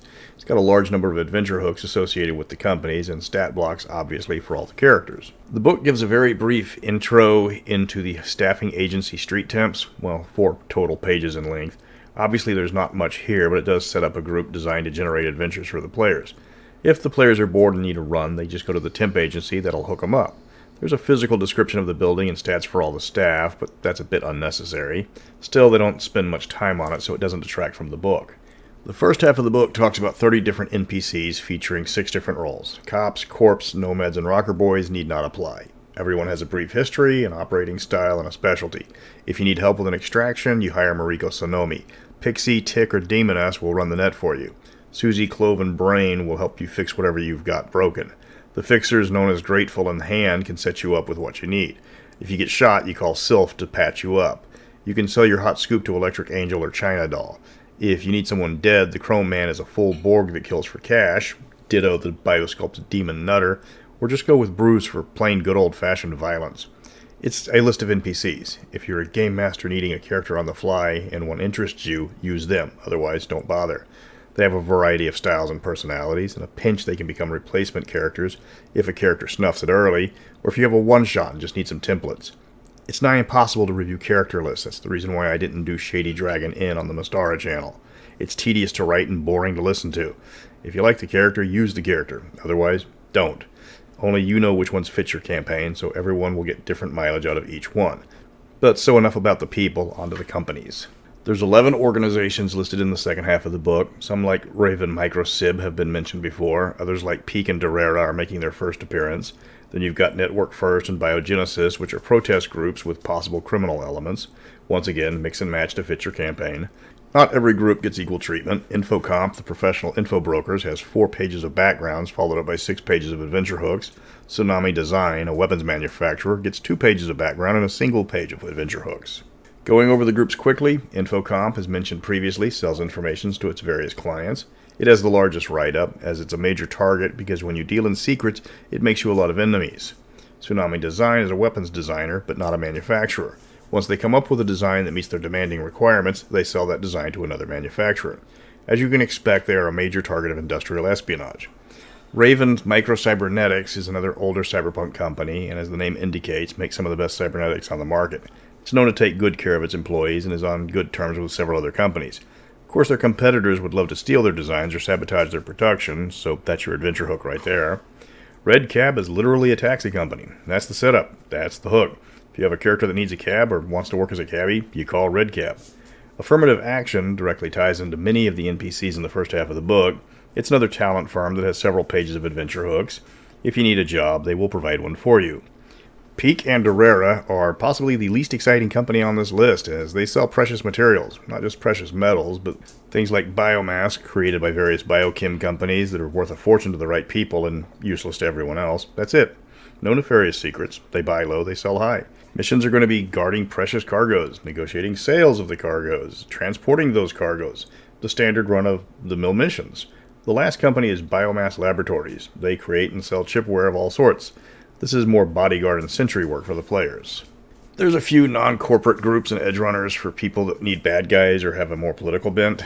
Biogenesis is an anti-biotech action group that has had some success in the past getting laws through, but they're in the twilight years as an effective group. The newer members are more impatient than the founders and aren't above sabotage to get their demands met. Network First is a similar group, with freeing the net being their cause instead of BioWare. Again, older members are being replaced by more action-oriented new members to get their point across. CityMed is a volunteer medtech organization that helps the less fortunate, driving around in mobile clinics to the worst neighborhoods offering charity medical services. There's a lot of bodyguard work available, as well as steady jobs for medtechs. The group's donors, of course, are a mystery. Lastly, the Cult of New Dawn is a Taoist offshoot that started in China before the government cracked down hard on it for asking people to think for themselves.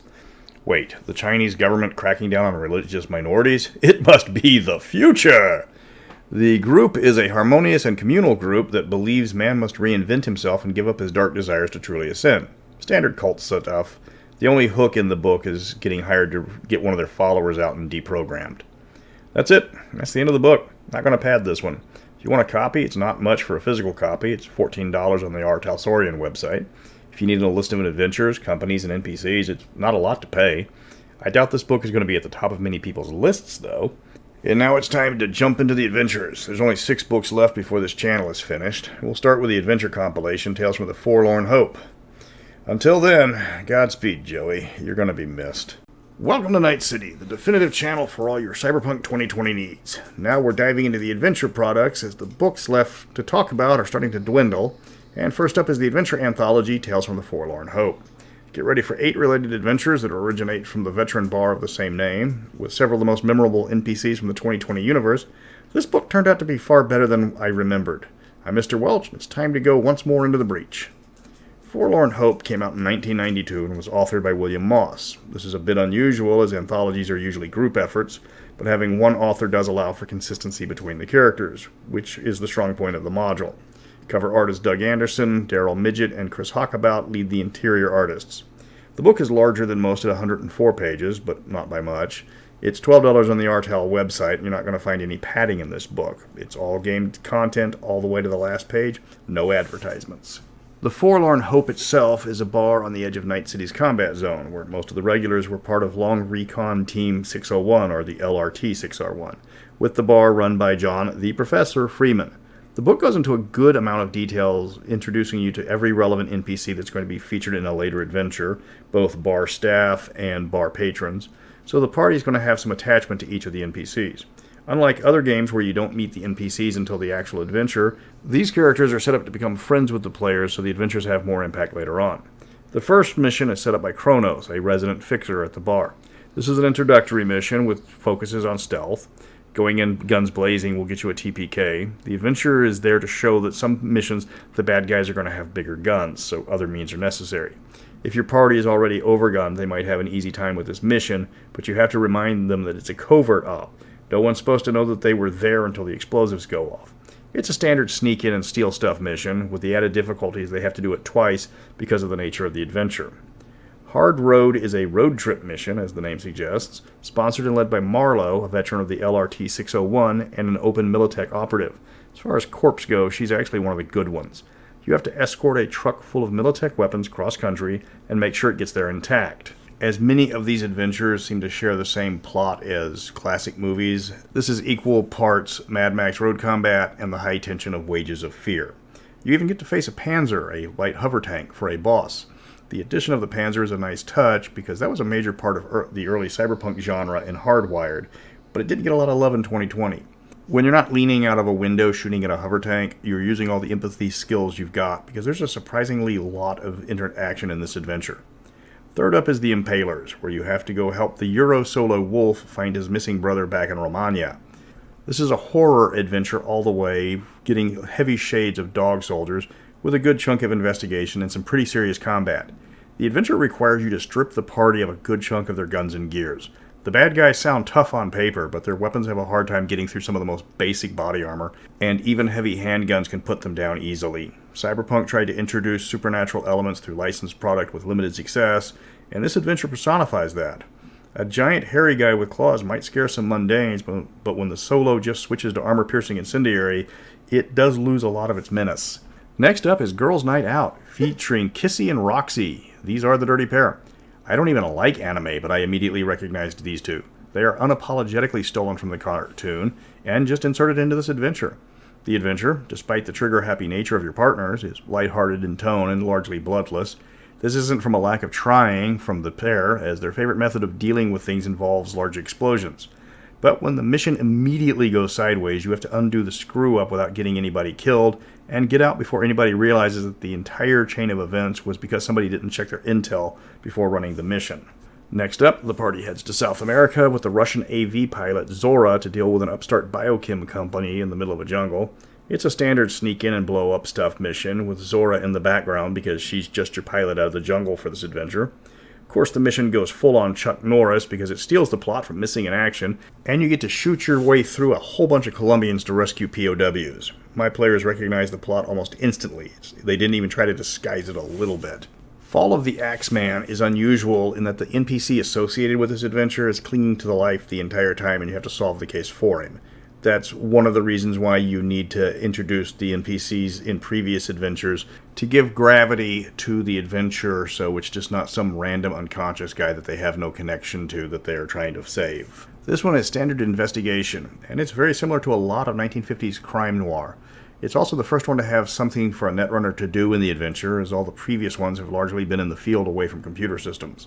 Fall of the Axemen does let the players cut loose with some extreme violence on some very nasty bad guys, and then they get to figure out the best way to deal with the villain as they've got multiple options to put this adventure in the win column. Next up is Tough as Nails, dealing with the young and inexperienced federal marshal who has to escort a witness who is targeted for death by the mob. Pretty much every adventure in this book seems to have the plot taken from a movie or anime. I'm sure the ones that I don't recognize the plot to is taken from somewhere else that somebody else might know. For example, this one, if any of your players are Clint Eastwood fans, they're going to recognize the plot of The Gauntlet the minute this party has to get into a school bus with the witness and drive him to safety with all the bad guys literally gunning for him. Like the Missing in Action adventure, this one makes no attempt to disguise the plot. You're driving from point A to point B with a lot of people shooting at you. The last adventure is The Last Long Rider, and this one can be anything from a tearjerker to a time for the party to shine. One of the missing soldiers from the LRT 601 shows up in a sorry state, and he's pushing cyberpsychosis when the party is sent to bring him back so he can get proper treatment. This one has a heavy focus on PTSD, as the party has to treat Rico with kid glove because there's rogue cops and solos hot on his trail. He does have blood on his hands, but he's also been pushed to the edge, so it's kind of like the plot to First Blood. Even if the party does everything right, there's still a chance he's going to go over the edge and have to be put down. Of course, if you're my party, they just sedate him to calm him down, then when he does go to sleep, the techie removes all of his cyber limbs, so when he finally loses it, he's just a torso. But then again, my players come up with some messed up off-the-wall solutions more often than not. Forlorn Hope is a good read. It's got likable and relatable NPCs for the party to get to know, and the adventures give a lot of opportunities for each party member, though the Netrunner is going to be bored with the lack of hackable items on a good chunk of these. They stole the plot for most of these adventures from various movies and at least one anime, but if you're going to steal your inspirations from popular action movies and such, steal from the good ones. Knowing the plot of some of these adventures is going to give some of the parties an advantage, but other adventures not so much. It's best if you use these adventures for filler. They aren't very long, and playing them back to back keeps the party from getting to know the NPCs. The Forlorn Hope is meant to be a hub. Get to know the NPCs before adventuring with them, and you make the adventures better. Next up is Home of the Brave, the only Cyberpunk 2020 box set, and a cross-country adventure that can be quite railroady at times. You're going to have to think fast to keep the players from going a different route than the module demands, which is quite a lot. Welcome to Night City, as I am racing the clock to get this channel finished before 2077 arrives. This time around, the topic on hand is Land of the Free, the only box set ever released for 2020, and their largest adventure by a huge margin. It's the Cyberpunk version of Planes, Trains, and Automobiles, only with a much higher body count. It's also a huge railroad as far as player options go, which is odd because that's one of the few methods of transportation you don't use in this adventure. It's time to stop at Buc-ee's and blow all the budget on jerky, soda, and fudge. I'm Mr. Welch, and we're road tripping. Land of the Free is the work of Will Moss. It was released in 1994 with the core 120-page rulebook and a whole host of handouts. The cover art was recycled from Doug Anderson's Home of the Brave, and it features a whole host of interior artists. You don't need Home of the Brave to play, but it really helps. The box set in its entirety is not available as a reprint, and used, it's rarer than hen's teeth. I looked all over for a relevant priced one and came up empty. Not one copy was available for sale, intact or not. It's only available as a PDF on drive-thru, so if you want the box set to fill your shelf, good luck. The module is flawed. Might as well get that out of the way first. Not just the fact it's one of the most linear railroads I've ever seen in any setting. The module gives ways to shoot down every single option to go cross-country the players can think of. It's also hard to accommodate a lot of player roles in adventure that require secrecy as well as mobility. If one character is a cop in Night City, once he leaves the city limits, his authority is nil. Fixers have to leave behind their contacts because of the secrecy involved, as well as the fact that they're out of their comfort zone. Corps can't use their resources to make this adventure easier. Medias are sitting on the story of the century and have to keep their mouths shut. For the more social-oriented roles, the module takes away their purpose and their abilities. Solos shoot, med-techies heal, techies tinker. That's all fine. But when one role is about having massive amounts of contacts, when you take that away, you've got a face with no voice. Then the game master has to bend over backwards to keep the nomad from just joining up with a caravan and using strength of numbers to overcome the adventure. That is something you will have to address before you even start the module. It's going to take away a lot of toys for several characters while leaving others unscathed. Before you run the first chapter, you will need to plan a workaround so a cop is just not a subpar solo. The adventure starts with an extraction. There's multiple ways to run the extraction. You can break into a building, or you can ambush her on the streets. That's up to the player. That's one of the last choices they'll get to make, though. The extraction goes off without a hitch. The getaway is what goes sideways as the airship gets taken down by various aircraft, and the party barely avoids death in the first few scenes of the adventure. The airship crashes in Nashville, and the party has to figure out a way to get to Night City.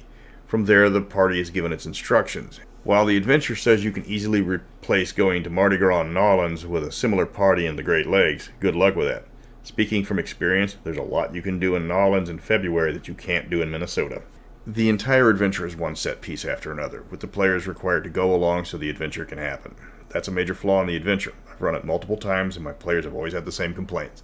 The module has a lot of self-inflicted wounds, with bad guys smarter than the players no matter what. A ton of background events happening that are required for the adventure, but are going to come across as random events for the players. The premise of the adventure is the players have a super hot commodity they've got to get cross-country, but then it thrusts the party into every major metropolitan scene en route. Even when the commodity makes the players public enemy number one across the nation, they still have to head into several large and medium-sized cities, instead of hitting smaller towns and avoiding large crowds. I can't get too much into the adventure without giving away all the spoilers, but you're going to face random military types, unskippable ambushes, and random NPCs that are just going to show up. These are necessary so you can have the adventure. But the players are going to get frustrated that in a massive road trip, their options going from east to west coast is one narrow and suspiciously specific path.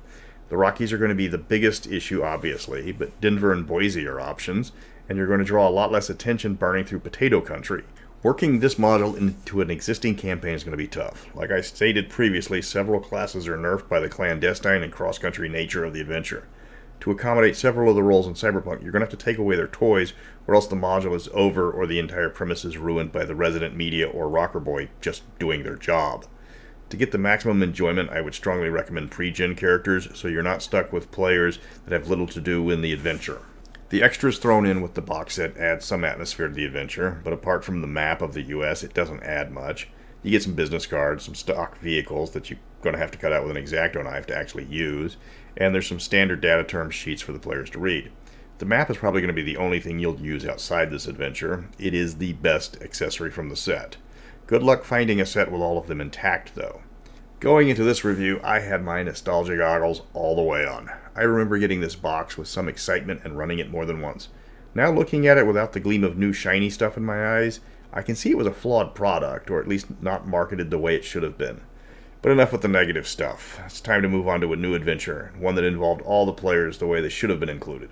I'm talking about Eurotour, the romp across Europe trying to keep self-destructive rockstar Jack Entropy alive. Well, at least until you get paid. After a grueling political season, why not go on a little vacation? Like an all-expense-paid trip to Europe. Granted, you're going to be babysitting a self-destructive rockstar with a laundry list of enemies, along with his absolute mess of an entourage. Welcome to Night City, as this time around we are looking at the adventure Eurotour. A linear romp through most of Europe as you are hired to get Jack Entropy to his gigs unharmed and mostly sober. And no, you can't shoot him. It's in your contract. Enough talk. I'm Mr. Welch, and it's time to party like a rockstar.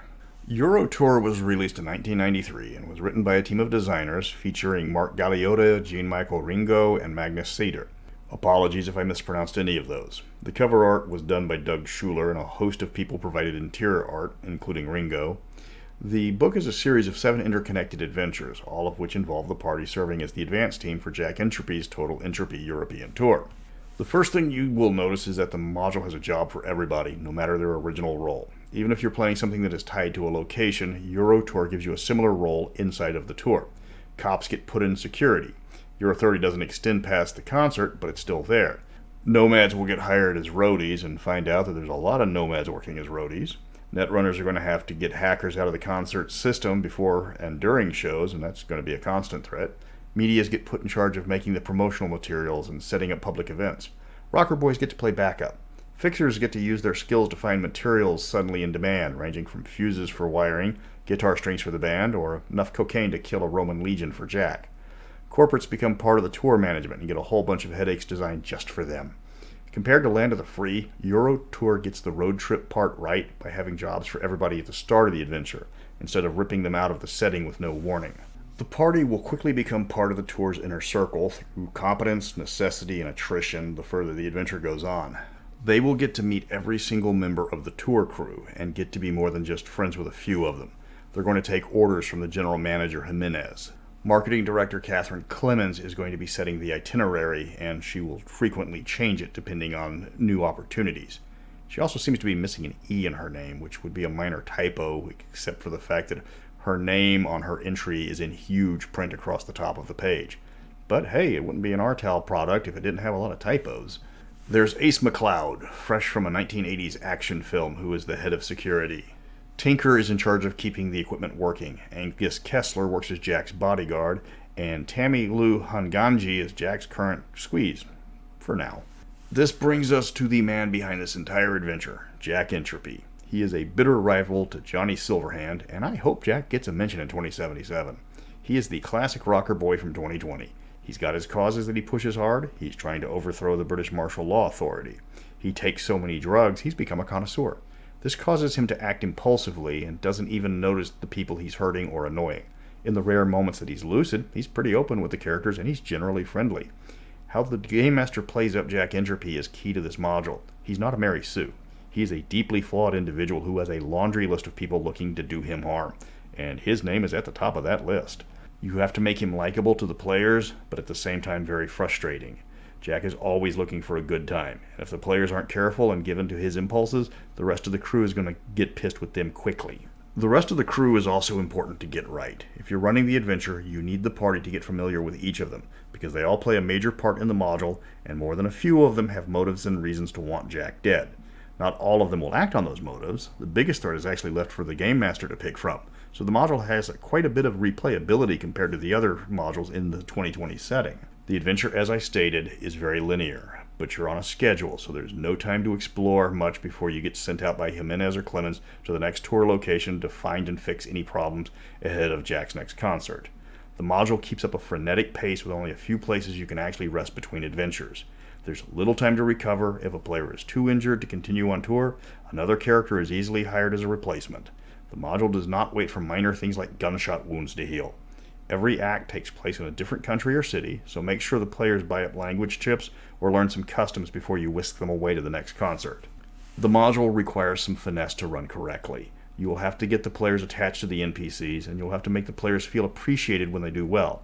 Every major NPC has a different reward for a job well done, from money to promotions to sex, all the way to being made part of Jack's inner circle. You don't have to reward each player the same or by the same NPC. If a techie manages to get the sound system working right before a concert so the show goes off without a hitch, Clemens will cut the character a check, but Tinker is going to make the PC her #1 troubleshooter. If you impress Jack enough, he'll upgrade you to his entourage. Then you have to balance your job of keeping him upright versus hanging out with the guy that's offering you all the drugs and sex your mortal frame can handle. You're going to have to do your homework to run this module. Since there are multiple endings, you have to plan each chapter based on your chosen ending. Even if the players do everything right, there's no guarantee Jack makes it out of this one alive. You have to decide if it's even possible for the players to reverse the man's death spiral, or even if he wants to get out of it. He's worth far more dead than alive to many people, including his own team, and they are more than willing to share the wealth with the players to make sure that he turns up a martyr. There's more than enough subplots for the players, no matter the roles they play. Sometimes these jobs are official, others are off the book, and a few of them are spur of the moment. If Jack decides that he suddenly wants to do a publicity shoot on top of the Arc de Triomphe, the players can either tell management or just do it and try to convince management that it was a good idea after the fact, assuming management just doesn't think it's a great idea if the players do rat Jack out. There's a ton of adventure hooks in Eurotour to keep the game going far beyond what the book gives you. You will probably want to pick up a copy of Eurosource Plus to get the best use out of the adventure. You are hopping all over Europe, and knowing a bit more about the countries that you are visiting is a major help. You're going to have to remind the players that this is Europe. There are no combat zones. Weapons will be pistols at most, and even then only where the tour can get permission for them. Remember that knives are your friends in Europe. Characters are going to get stripped of their heavy combat gear. They don't need to be bringing negative attention to the total entropy tour, because Jack's going to be doing that all by himself. Eurotour is a fun adventure. It's got something for everybody. Multiple endings, memorable NPCs. It tells a coherent story, even if by its own nature it's predictable. You can pick up a copy for $12 on the Artal website. Remember to grab Eurosource Plus if you're going to run Eurotour. You can make a practical campaign out of the module, or if the players like the scenarios, give them another concert to supervise after this one, because either tour management likes them enough to keep them on, or maybe another tour hires them away. But that's up to your players. I've only got 4 reviews left of actual Cyberpunk 2020 products, and then it's on to some related licensed stuff, at least the stuff that I think was actually any good. There's a lot of bad licensed product for 2020, sadly. I did get my new copy this week of Rockerboy, so it looks like we're going to be reviewing that one, even though it's a 2013 book. I hope you like fluff. Really like fluff, because Rockerboy is about 90% background with just a few new toys for your players. But if you like reading about the cyberpunk setting, at least the price for this one is right. Party on, dudes, and welcome to Night City with another thrilling episode covering the Rockerboy Supplement called, well, Rockerboy. This is actually a 2013 supplement. It's still applicable to 2020 because it's almost all fluff. This was the first of the role books, but unlike Solo of Fortune, it didn't get a 2020 update. So how does it hold up after all these years? Does it predict the future like other cyberpunk books? Stay tuned to that channel because I'm Mr. Welch and we are turning up the volume on Rockerboy. The book came out in 1989, and it is presented in a magazine format rather than the typical book style that Cyberpunk would adopt for later role-splat books. 2013 did this approach with both Rockerboy and Solo of Fortune, but it wouldn't survive into the 2020 edition. It's an anthology with numerous writers credited, including Colin Fisk, Will Moss, Dave Ackerman, Glenn Weldermuth, and Mike Pondsmith. Doug Anderson gets the cover art credit again, and interior art was handled by multiple artists and photographers. It's short, only 80 pages. It's more of a background delve than New Crunchy Rules. If you want a copy, it's $12 on the Artel website, brand new. It's still in print. Starting at the beginning, the book has 18 articles inside the 80 pages, meaning none of the articles take up more than a few pages each. It's written as a magazine. You get a letters section, fake ads, and a job board. Many of the ads are new pieces of gear disguised as in-game material, similar to Solo Fortune. And like Solo Fortune, unfortunately the gear is thrown in randomly on various pages, none of which are mentioned in the table of contents. So if a player wants the gear, they have to look through the book to find it. If you got a drummer that wants the cyber drumsticks that give +2 to play instrument, that's on page 41. Not that the book will tell you that anywhere. The first major article is an interview with Carrie Eurodyne, who is like a cooler version of Johnny Silverhand, but not quite as awesome as Jack Entropy. Eurodyne and Silverhand are established as former bandmates in a legendary act called Samurai, but the band broke up and both of them shot to stardom. If you want to get some background information on Johnny Silverhand for the upcoming 2077 book, this article is chock full of it and how the band got its start and also how it broke up. It's only 3 pages, but it's a good read. The next major article is probably going to rub some people the wrong way with Hitler was a rocker boy. Not just Hitler, but numerous high-profile political types are detailed on how they would have qualified for rocker boys. It's tied into the profile of James Manson, aka Rockerboy, a deceased rock star in the 2020 universe. He's no relation to the serial killer, however. The article goes heavily into Manson's history and talks about how high-charisma celebrities with a cult of personality were the original rock stars of their day. Malcolm X and Al Capone are called out by name. The game tries to explain that you don't have to be a musician to be a rocker boy, though in reality the role has always been tied to the role of musician. The book then launches into another fluff piece on the musical technology of the future, along with some fake ads that seem to be a combination of filler and for flavor. It's a pure lore dive as there's no rules at all, and the section is not going to interest most players unless they really want to get into playing a rocker boy. It's nice to know how cybernetic technology has improved the club scene, but how many times is that going to come up in game? Still, the information is there if you need it. Then you get to the article on how the ultra-rich live. You know, the people that have peons severely beaten for daring to breathe the same air they breathe. It breaks the elite down into 4 groups: old money, dictators, corporate billionaires, and entertainment stars. Talks about how they're expected to act and how money means nothing to them. They will bet more money on a single roll of the dice in Monte Carlo than the average person earns in a lifetime. They will also tend to pick up quite a few quirks and are highly unpredictable, so be careful if you party with one. The next section is one of the largest articles, if not the largest, and that's talking about Megacorp News 54. The channel started out as a cable news channel that quickly overtook CNN with better and harder-hitting coverage, finally obtaining major status by purchasing NBC from General Electric in 1998. Then 54's uber-kind Howard Wong started making TV shows that people really wanted to watch, and the network exploded. It did keep the news part of their name out of tradition, despite the network expanding into all entertainment fields. Net54 then turned its attention to the music industry, as well as becoming an internet service provider. Looking back, a Net54 and WNS or DMS corporate sourcebook would have been a good addition to 2020, but that never came around. The book goes into great details about the dirty tricks of the entertainment giant, including blackmail, extortion, and less-than-legal contract manipulation. Johnny Silverhand is used as an example, as he was AWOL from the military in the South Am conflicts, and a rival music company tried to get him to jump labels using that information. A designer drug made some performers literally addicted to their companies. If they left their employer, the lack of that specific drug would kill them. Companies will also gladly purchase the contract of performers they find troublesome, or, failing that, just buy the entire company that their agent works for, then legally kill the performers' careers by strangling their exposure. There is a large section about DMS, or diverse media systems, and more importantly, on the life and death of Howard Wong, the guy that made Net54 into a megacorp before he jumped ship. This is a bit of a puff piece compared to the Net54 article, as it goes into detail regarding DMS projects and all forms of entertainment.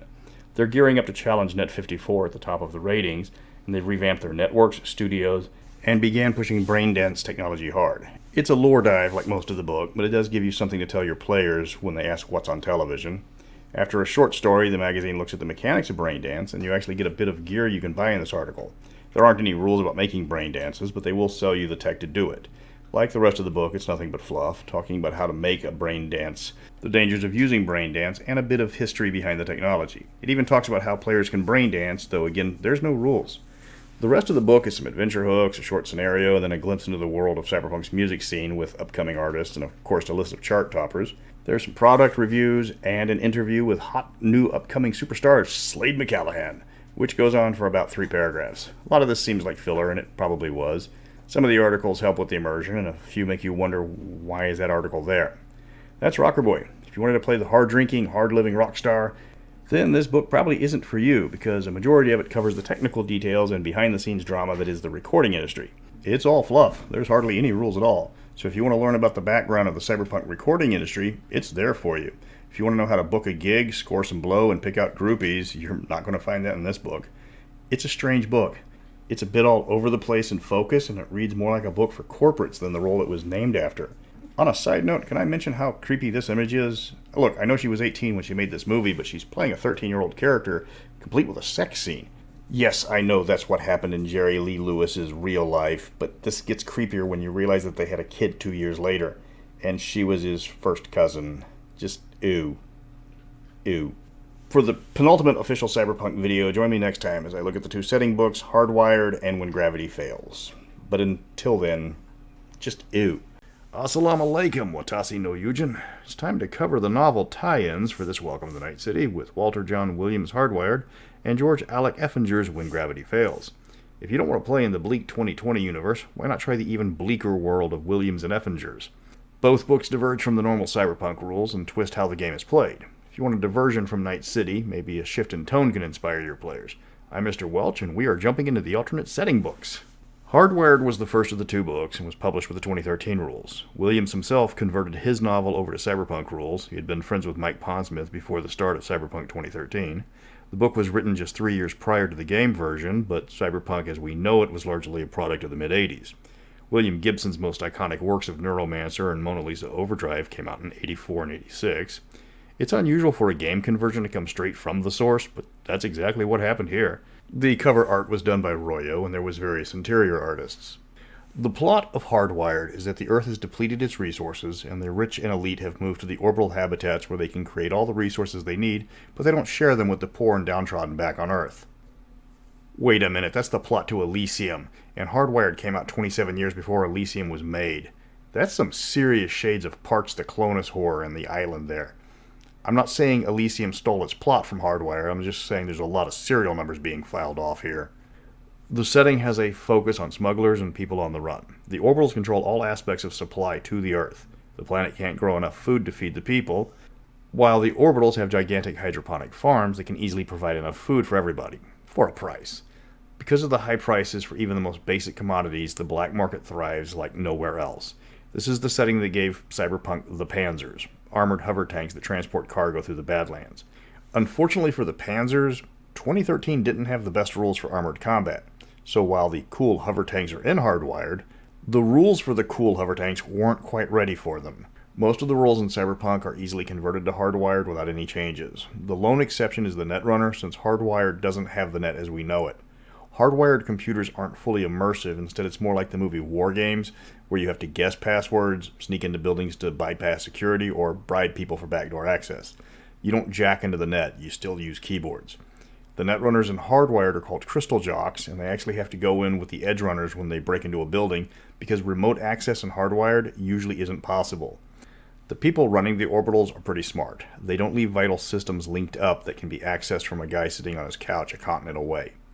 Most of the tech, cyber, and gear introduced in Hardwired was later included in future products and converted into 2020 rules.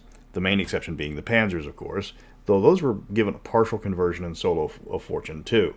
Almost all the weapons are generic. There's no Armalite 2000 heavy pistol, it's just a heavy pistol or a rifle. The setting restricts ranged combat by simply making the cost of the ammunition prohibitive. You're going to think twice about having a shootout when a 9mm round is $5. Remember, scarcity is a major theme in Hardwired. This is one of the few books not available in print, though you can get the PDF from the usual places. Used copies go for about $50 on the secondhand market, or you can wait for RTAL to release the book on their website like they've done with all the rest.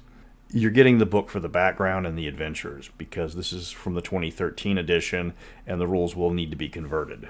Next, we're heading to the Middle East for the Sourcebook When Gravity Fails. It's set over 100 years after 2020, with the Middle East being one of the few somewhat stable regions left on the globe after the US, Russia, and Asia have fought countless wars over limited resources. The United States fractured in 2134 due to the government taking more resources from the poorer states and relocating them to the more politically powerful states. The Soviet Union splinters for similar reasons, as well as the brutal tactics it used against the Ukraine to prevent the nation from leaving the USSR. China lasts another 20 years before the massive overpopulation becomes unsustainable, and the nation splinters into 100 different war zones. The Middle East, on the other hand, has kept its neutrality, and as such it wasn't devastated by the countless wars, though it was greatly weakened by the economic and environmental disasters that plagued the Earth. In the year 2299, everything is rare. Food is difficult to come by. Cybernetics are available, but the cost keeps them in the hands of the wealthy. Medical technology has improved in quality that for the very few that can afford it, things like aging and disease are unheard of.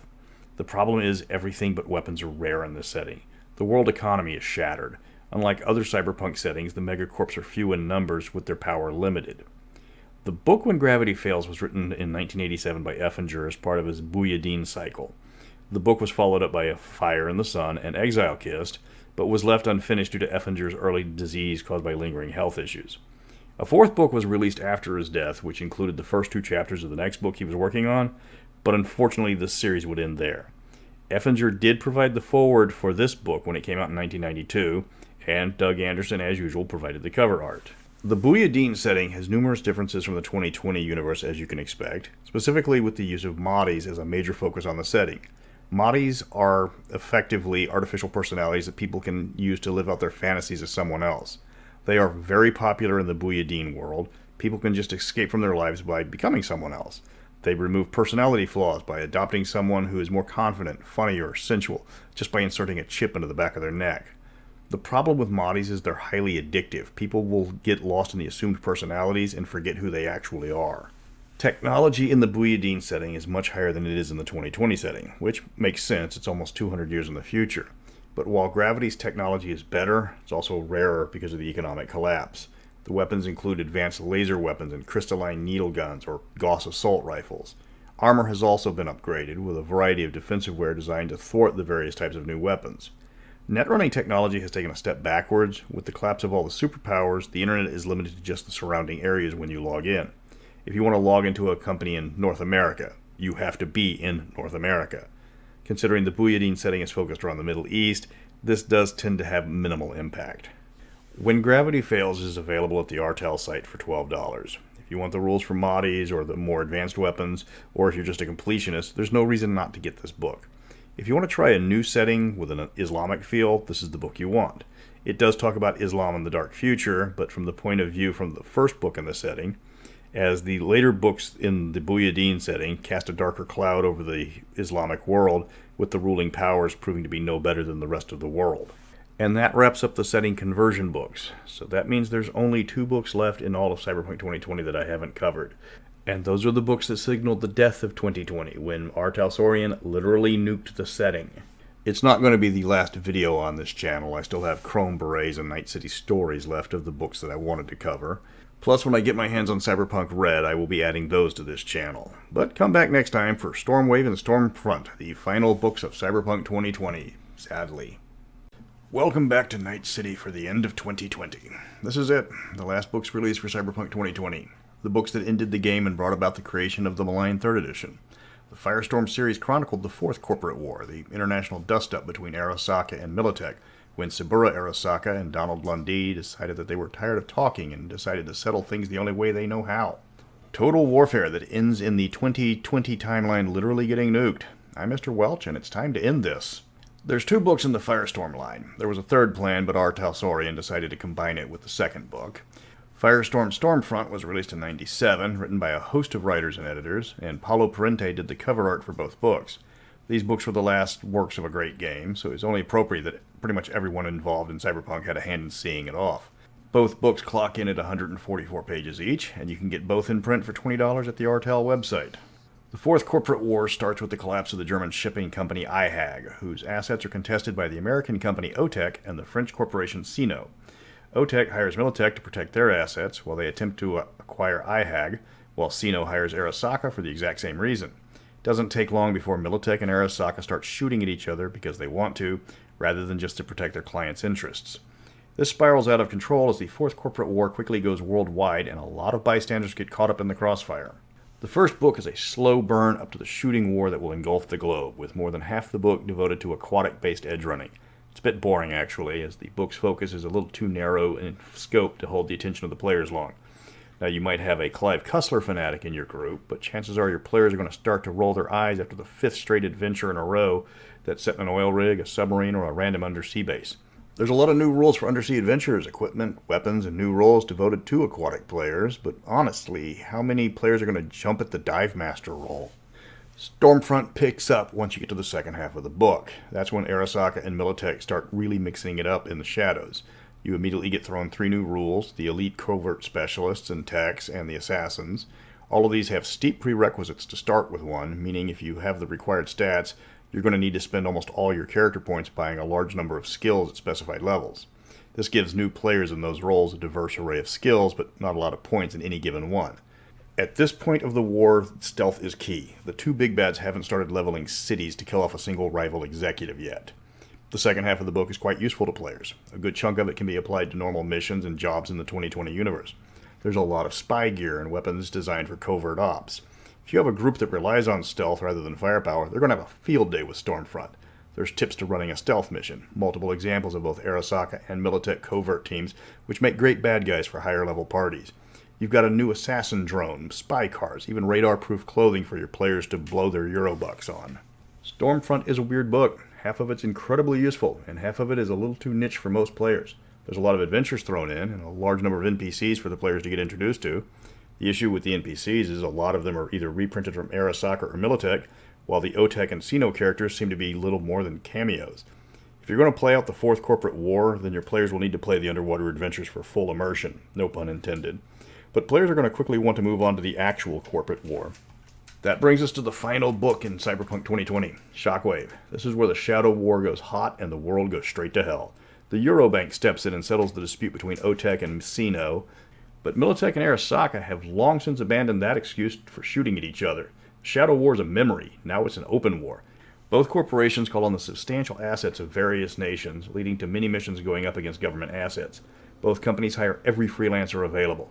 Those that stay neutral have to go into hiding, or else they're going to be eliminated as a precaution by one of the combatants. There is a lot of gear and rules in this book for waging a corporate war. Panzer Boys finally make their appearance in 2020, getting their long-awaited conversion from 2013's Hardwired. The book also adds aero jocks for the fighter pilots and reprints powered armor troopers from Maximum Metal. Actually, almost every single vehicle from Maximum Metal is reprinted in this book, just minus their fluffy parts. There's a large portion of this book that is reprinted from a host of sources. The weapons introduced in this book are several levels of lethal over normal street weapons. Everything I've said in previous videos about the DM trying to match the firepower to the campaign, completely ignore it for this book. Both sides are cranking out hyper-lethal experimental weapons and dumping them on the street. Backpack artillery pieces, man-portable fuel air bombs, powered armor that fits around full-body conversions are just some of the insane weapons the corporations are handing out like candy. It's not just infantry weapons that the corporations are flooding the streets with. The vehicles are all designed for maximum carnage. We're talking hover tanks, walking tanks, VTOL gunships, low-orbit killsats all get introduced, and these are running around the streets of 2020 hunting for rival corporation assets. The game hammers home the point that the corporate war is giving up any trappings of previous wars. Instead of protecting assets, both companies instead will settle for nothing short of the obliteration of their rival. The book does give rules for mass combat, though mostly at a unit level. Players participating in the 4th Corporate War are going to be given large numbers of military assets if they prove competent. So instead of running a combat where there are dozens of soldiers aside, just use the more compact mass combat rules. It's quick, it's dirty, and it doesn't require you to spend 4 hours for a 2-minute firefight. For those players not participating in the 4th Corporate War, well, have fun hiding in your bunker while the tanks rumble overhead and hope the Arasaka killsat doesn't guess your location. The module makes it quite clear that the world is completely screwed because of the war. Even the underground economy and the black market are completely trashed because Militech's weapons are almost impossible to acquire, and the rest are almost as rare because the demand for things to kill people with is far more than the supply of them. To make matters worse, both Militech and Arasaka are rushing out prototypes and using the war to test their latest inventions with highly mixed and lethal results. The book ends with the end of the setting, at least originally as it was replaced by Cyberpunk 3rd Edition. Now, Cyberpunk 3rd has been retconned completely with Cyberpunk Red, but that's a topic for a future video. The adventure that this book is rightfully famous for is The Guns Silenced. Here the players will team up with the legends of Cyberpunk 2020. Morgan Blackhand, Johnny Silverhand, Spider, Rogue, Thompson, Shaitan. Militech gives you a pocket nuke and tells you to place it at the base of the Arasaka Tower and steal their database. Hilarity ensues with a lot of people getting killed. And for everybody waiting patiently for 2077, this is the adventure where Johnny bites it. He's cut in half by an automatic shotgun by Atom Smasher on the top floor, along with quite a few other big-name NPCs. And that's where Cyberpunk died, in the smoking radioactive remains of the Arasaka Tower, at least until this year with Cyberpunk Red in 2077 coming out. This channel isn't dead. I've still got 3 licensed products sitting on my table right there. Night City Stories, Green War, and Chrome Berets. I'll be doing Chrome Berets next on the video, and when I get my hands on Cyberpunk Red, I'll continue the channel from there. There's plenty of channels for Cyberpunk 2077, and since I'm a tabletop man, I'm going to leave reviewing the computer game to those guys. Once I'm done with the book, I'll reevaluate Cyberpunk and see where we go from there. Just remember, this is not the end. This is the end of the beginning. When it comes to licensed products for existing RPGs, the results are usually found lacking. Smaller companies get permission to use a setting or a mechanic, and then they spam out as much as they can while the license is still valid. This is what caused the glut of D&D 3rd edition books under the Open Gaming license. Stores had entire shelves devoted to third-party product that was going to sit on those shelves collecting dust.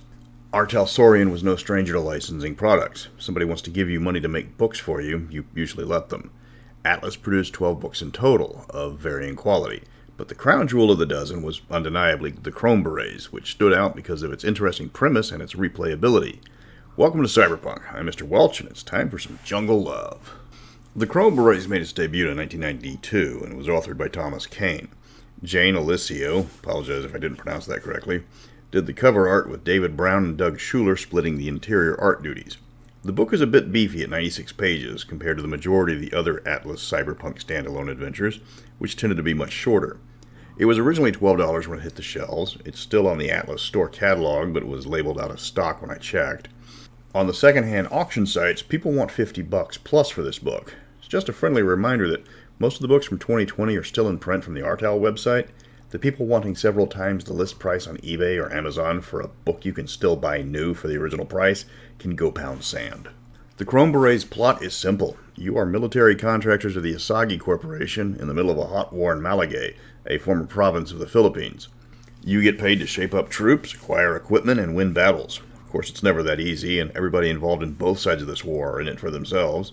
President Jonas Quintano is a typical tin-pot dictator who's more interested in enriching himself and his family than running the country. Nepotism plagues the government, as his relatives are no better than him. Quintano's wife is the true power behind the throne. She's far more devoted to wiping out the rebels by any means possible than merely putting down the revolution, which explains the death squads. Assisting them are various military and mercenary types of various quality and loyalty, which adds to the tension of the war. Opposing the Quintanos and attempting to seize Malagay for their own various reasons, the rebels are a highly fractious group, and their leadership all have different goals and reasons for their involvement in the war. While the Quintanos are incompetent because of their corruption, the rebels are incompetent because it's multiple groups fighting for a similar goal rather than working together. The rebels are led by Ramon Sagsese, who, unlike the Quintanos, knows exactly what he's doing, and what he's doing is purging government loyalists and ethnic minorities. His coalition is comprised of hardcore communists, college kids who wanted to play war but have no idea the horrors that it entails, and common farmers tired of starving to death. His leaders include professional mercenaries, a plantation owner who hates the president and would change side if somebody competent takes over, and a would-be Che Guevara looking to turn Malagay into a communist paradise, which explains the death squads. The party is hired to make sense of this complete mess of a conflict. If they just want to make money playing soldier, they can make a ton of money in this adventure. Loyalties constantly flip as various leaders want to be on the winning side, no matter who it is. It becomes obvious the professional soldiers in this debacle are getting tired of being used for cannon fodder. It's up to the party to keep up morale for their side or join with the supposedly secret coup that's about to happen, but it's obvious from a mile away that the army commanders are going to stage the coup. The players can side with anybody. If they go complete scorched earth, they even get rewarded by the president's wife in the form of under-the-table payouts. Do you want a clean conscience or 7 digits in your bank account? Your call. The module works because the politics of Malagay, while complicated, are easy to follow. Everybody wants something, but all sides are evenly matched. The party represents the unknown element that can break the stalemate in this meat grinder of a war. The module can blow up at any time. Failure is very much an option if you piss off the wrong people. Both sides are committing war crimes on a daily basis. False flag attacks on civilians are common. The president wants to stay in power so he can keep funneling money into his private account. The rebel leader wants power for the people, but only for his people. Ethnic minorities will need to be cleansed to keep Malagay pure if the rebels get their way. Beneath both men are far more competent officers and rebels who are very much aware of the differences in competency. You have multiple options of potentials to back, but choosing poorly puts the characters in front of a firing squad. The book is honest in which roles are going to be bored in this adventure. Netrunners are going to have a bad time as the nation does not have much of an internet structure in place, which means no net to run. You can't hack the cave the rebels are hiding in. Fixers have a slow start because they have a ton of opportunities, But they're in unfamiliar territory and they need to get their contact structure up and running first. Solos and nomads are going to have a field day, and cops are going to be the part of any security detail their chosen side needs. Medias will be salivating at the options presented because nothing boosts ratings like a war. The adventure is a mix of open world and planned encounters. Certain battles and events happen at specific times. Between those events, the war is largely left to the players to wage. There is a comprehensive mass combat rules section in the book, and much more than the scope given in the Firestorm series. You've got mechanized battalions, air support, artillery, and special ops at your fingertips. The rebel leadership is holed up in a cave complex in the mountains, which makes taking the war to them very difficult. But they can't go on an offensive without facing the better armed and trained government forces. The players are given budgets by their chosen side, which they can spend on new equipment, better troops, or just pocket it like most of the government leaders do. Just remember to keep a plane on standby if your group ends up on the losing side. The book throws in wild cards to add complications to an already muddled war. The local crime lord, Kingpin Chase, plays both sides off each other. She sells weapons to both groups and actively positions herself so that no matter who wins, they owe their victory in part to her. You can try to eliminate her, which is very difficult thanks to her spy network, or you can try to bribe her over to one side or the other if you can make it worth her while.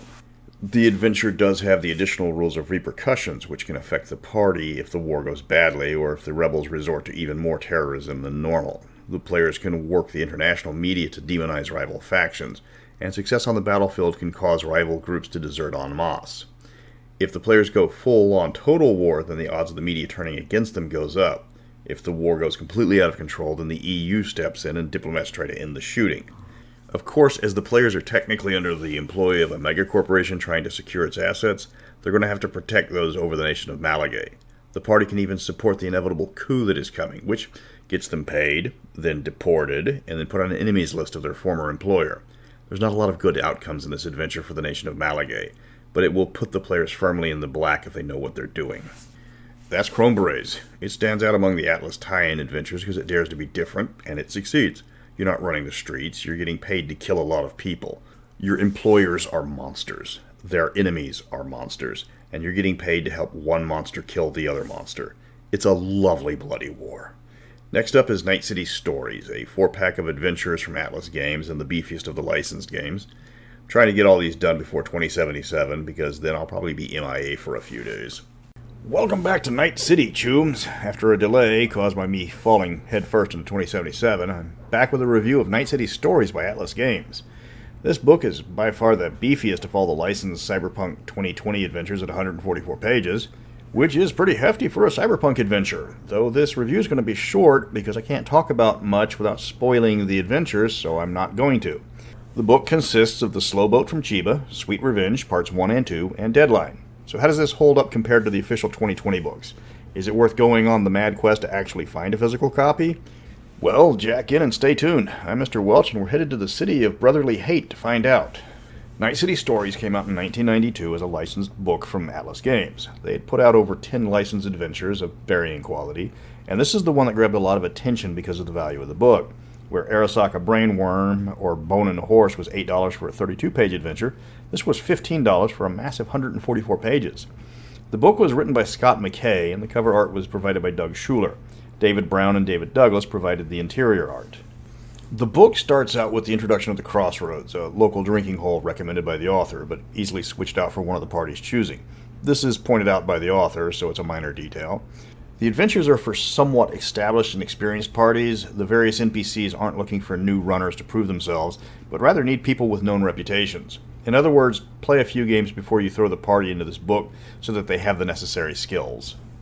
First up is The Slow Boat to Chiba, which involves the party getting hired for a heist that of course goes sideways pretty quickly. After a fake-out in the first couple of minutes to put the party ill at ease regarding their employer, it's off to the exposition scene. There's a lot of fluff in this adventure that serves no point other than to pad the adventure, as it's never read to the players and doesn't do anything except to give the GM an idea about the motivations of NPCs. But it's a lot of fluff to explain what could have been said in a couple of sentences. Without giving up too much, as this has several twists before the party gets paid, they're going off to face actual competent government security and discover that the entire operation is based on bad intel. There's a couple of opportunities for all the various roles involved, but they're going to need at least one Netrunner because a major chunk of the adventure requires a data fort infiltration. Trigger-happy players can ruin this adventure quickly, so remember to include some characters with cooler heads. Sweet Revenge Part 1 literally starts off with a bang, as an unknown party gives the characters a warning 1 minute before somebody puts a missile through their abode. Once that's out of the way, they are then approached for the job to get them back on their feet. There's a lot of exposition in this part of the adventure. The Game Master is going to be reading almost a full page of dialogue to get the adventure fully underway. Just a warning. You're also going to need a Netrunner again, because that is a major part of this adventure, so you're going to need something for the meat-based runners to do as well. There's a lot of sneaking around to obtain the secrets the party is hired to find, but there's not a lot of room for combat. You have to do your best to keep the solos in the party from getting bored. Deadline is the third adventure. It opens up with a damsel in distress with a mission for the party and only 5 hours to get it done. Stress that part heavily. There's no time to go shopping. There's a lot of fluff for the GM's eyes only again, and once again it looks like it's just there for padding. The adventure is going to remind players of large chunks of 2077 or the Alt Cunningham storyline for a bit, but that's just to hand the players the final bit of the adventure. There's no real net running in this one, partially because of the plot point the players are trying to uncover. There is some serious one-on-one combat at the end, but the adventure really doesn't tie the events together neatly to finish it off. Sweet Revenge Part 2 wraps up the quadrilogy. This adventure features the return of several NPCs from previous sessions, and again a hidden enemy is out to get the party with no idea who it is or why they hate you. And again, a simple theft mission goes absolutely sideways because of bad intel, unless the party listens to their contacts. There's a lot of combat in this one, so much so that the adventure gives them an out to hire mercenaries for the final battle. There's also a bit of net running, but nowhere near as much as Slowboat to Chiba. There should be enough adventure for all the various roles, just not always at the same time. Night City Stories is a very mixed bag of adventures. Sometimes a particular role gets the spotlight the entire adventure, other times certain roles never find a moment to be useful. There's a lot of background information the party will never see, and that's just there to fill out the book to 144 pages. A few NPCs stalk the party throughout the adventures, but the parties will never know that. Back in the day when this book was $15, this was a great deal. Now the book is almost impossible to find physically, and a PDF will run you about $10. I'm sure the second-hand market prices put this book out of the realm of viability, especially with the adventures being rather average. Before I go into my copy of Cyberpunk Red that I finally managed to acquire, I do have one more book that was hiding in storage, that one being Atlas Games' Green War. So I'll finish that one before launching into the review that is 4th edition. But until then, CD Projekt Red, why do you deny my ability to express my love for lovely Rhino, my sweet, sweet snoo-snoo? Welcome back to Night City after a long wait for the last review of the full-blown Atlas game supplements, Green War. Atlas made a lot of smaller and shorter modules, but Green War stood out alongside Chrome Berets as original adventures. Green War also stands out from the other modules as it goes in a completely new direction, with the players being tasked to make a rival corporation ripe for a takeover. It's a sandbox adventure, but it's a sandbox with some pretty steep borders and where you can do everything right and still lose. Fortunately, in that scenario, you still get paid. So what makes the module so good? I'm Mr. Welch, and it's time to take a poison pill. Green War was written by Thomas M. Kane for Atlas Games back in '94. Brent Ferguson did the cover art. He also shares interior art duties with Doug Schuler. The book clocks in at 96 pages, making it beefy for an adventure. It's on par with Chrome Berets in that category, but well smaller than Night City Stories in page count. Might as well give you the bad news first.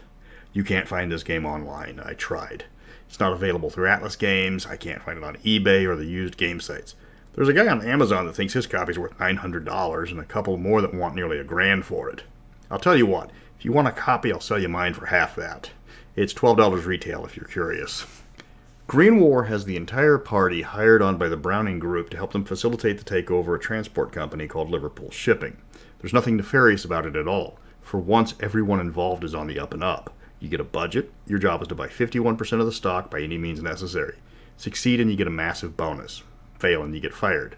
Screw up really badly, like destroy the company you were hired to buy, and then you better find a place to hide.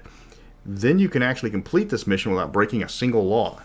Watching edge runners finish a mission without breaking the law is actually humorous because eventually they will try to steal a car just to maintain their bad boy reputation. Once the party has their mission, it's up to them how to proceed. They do have a few restrictions on how they can do that, most of which is they can't permanently destroy Liverpool assets. This is a takeover, not a corporate war. Browning Group would really like to add Liverpool's assets to its own. The party gets their pay docked every time they blow up something important. A little destruction is fine, but if they start costing Liverpool its lucrative shipping contracts, Browning is going to get angry because those were part of the reason they wanted to buy Liverpool. So the party has numerous options, but the goal is the same. Reduce Liverpool's stock price by getting shares released to public at a rate that will depress the value, and the party can acquire new shares at a discount.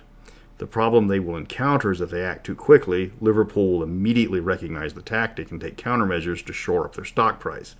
They probably even won't know who or where the characters are, but Liverpool knows the signs of a hostile takeover when they see them. So the name of the game is Stealth, Subtlety, and Misdirection. This adventure will tax the imagination of your players as they have to get creative in their mission. Just because the adventure is good doesn't mean it's easy, and bad luck can scuttle this adventure without the players screwing up anything.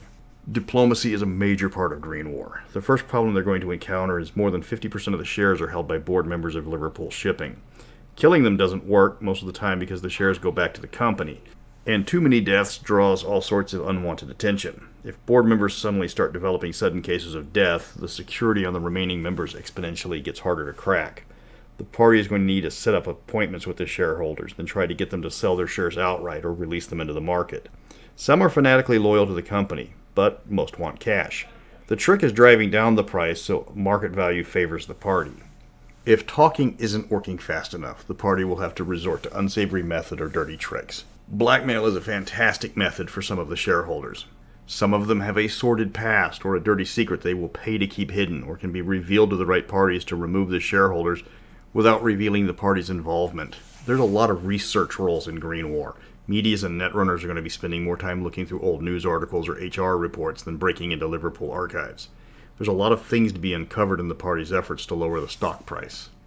There isn't a lot of combat inherent to this adventure, which is kind of blasphemy in Cyberpunk, but Green War manages to do it. The party has to watch out for the scale of the destruction. Proving that Liverpool can't guard its own assets can reduce stock prices.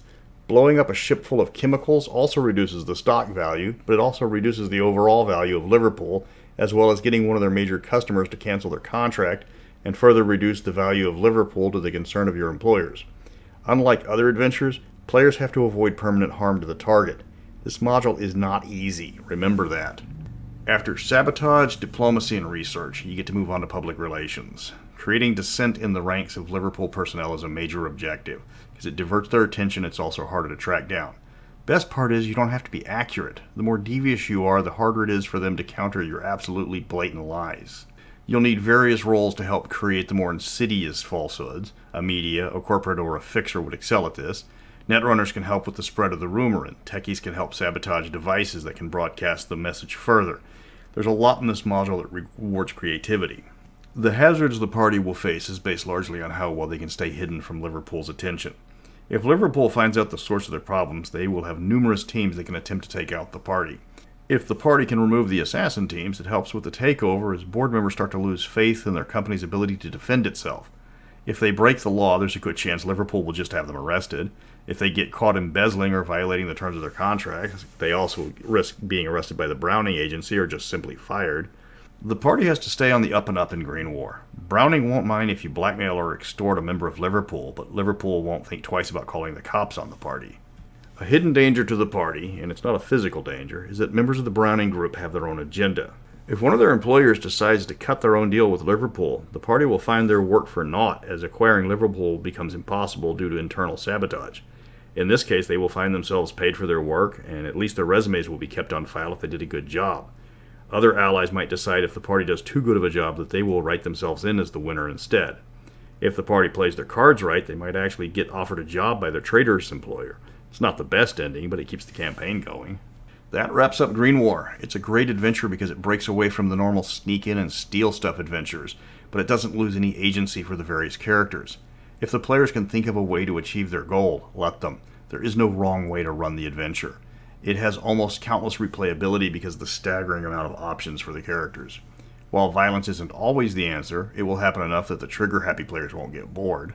But for the normal support roles like the techie or the fixers, the game seems designed for them. Too bad it's nigh impossible to find online because it's well worth your time. Maybe not your $900, but definitely worth playing. Next up, I'm looking at Cyberpunk Red, the 4th edition of the game released decades after 2020. What changed? What got better? What's worse? And what does it need? But until then, remember, I've got the brains, you've got the brawn. Let's make lots of money.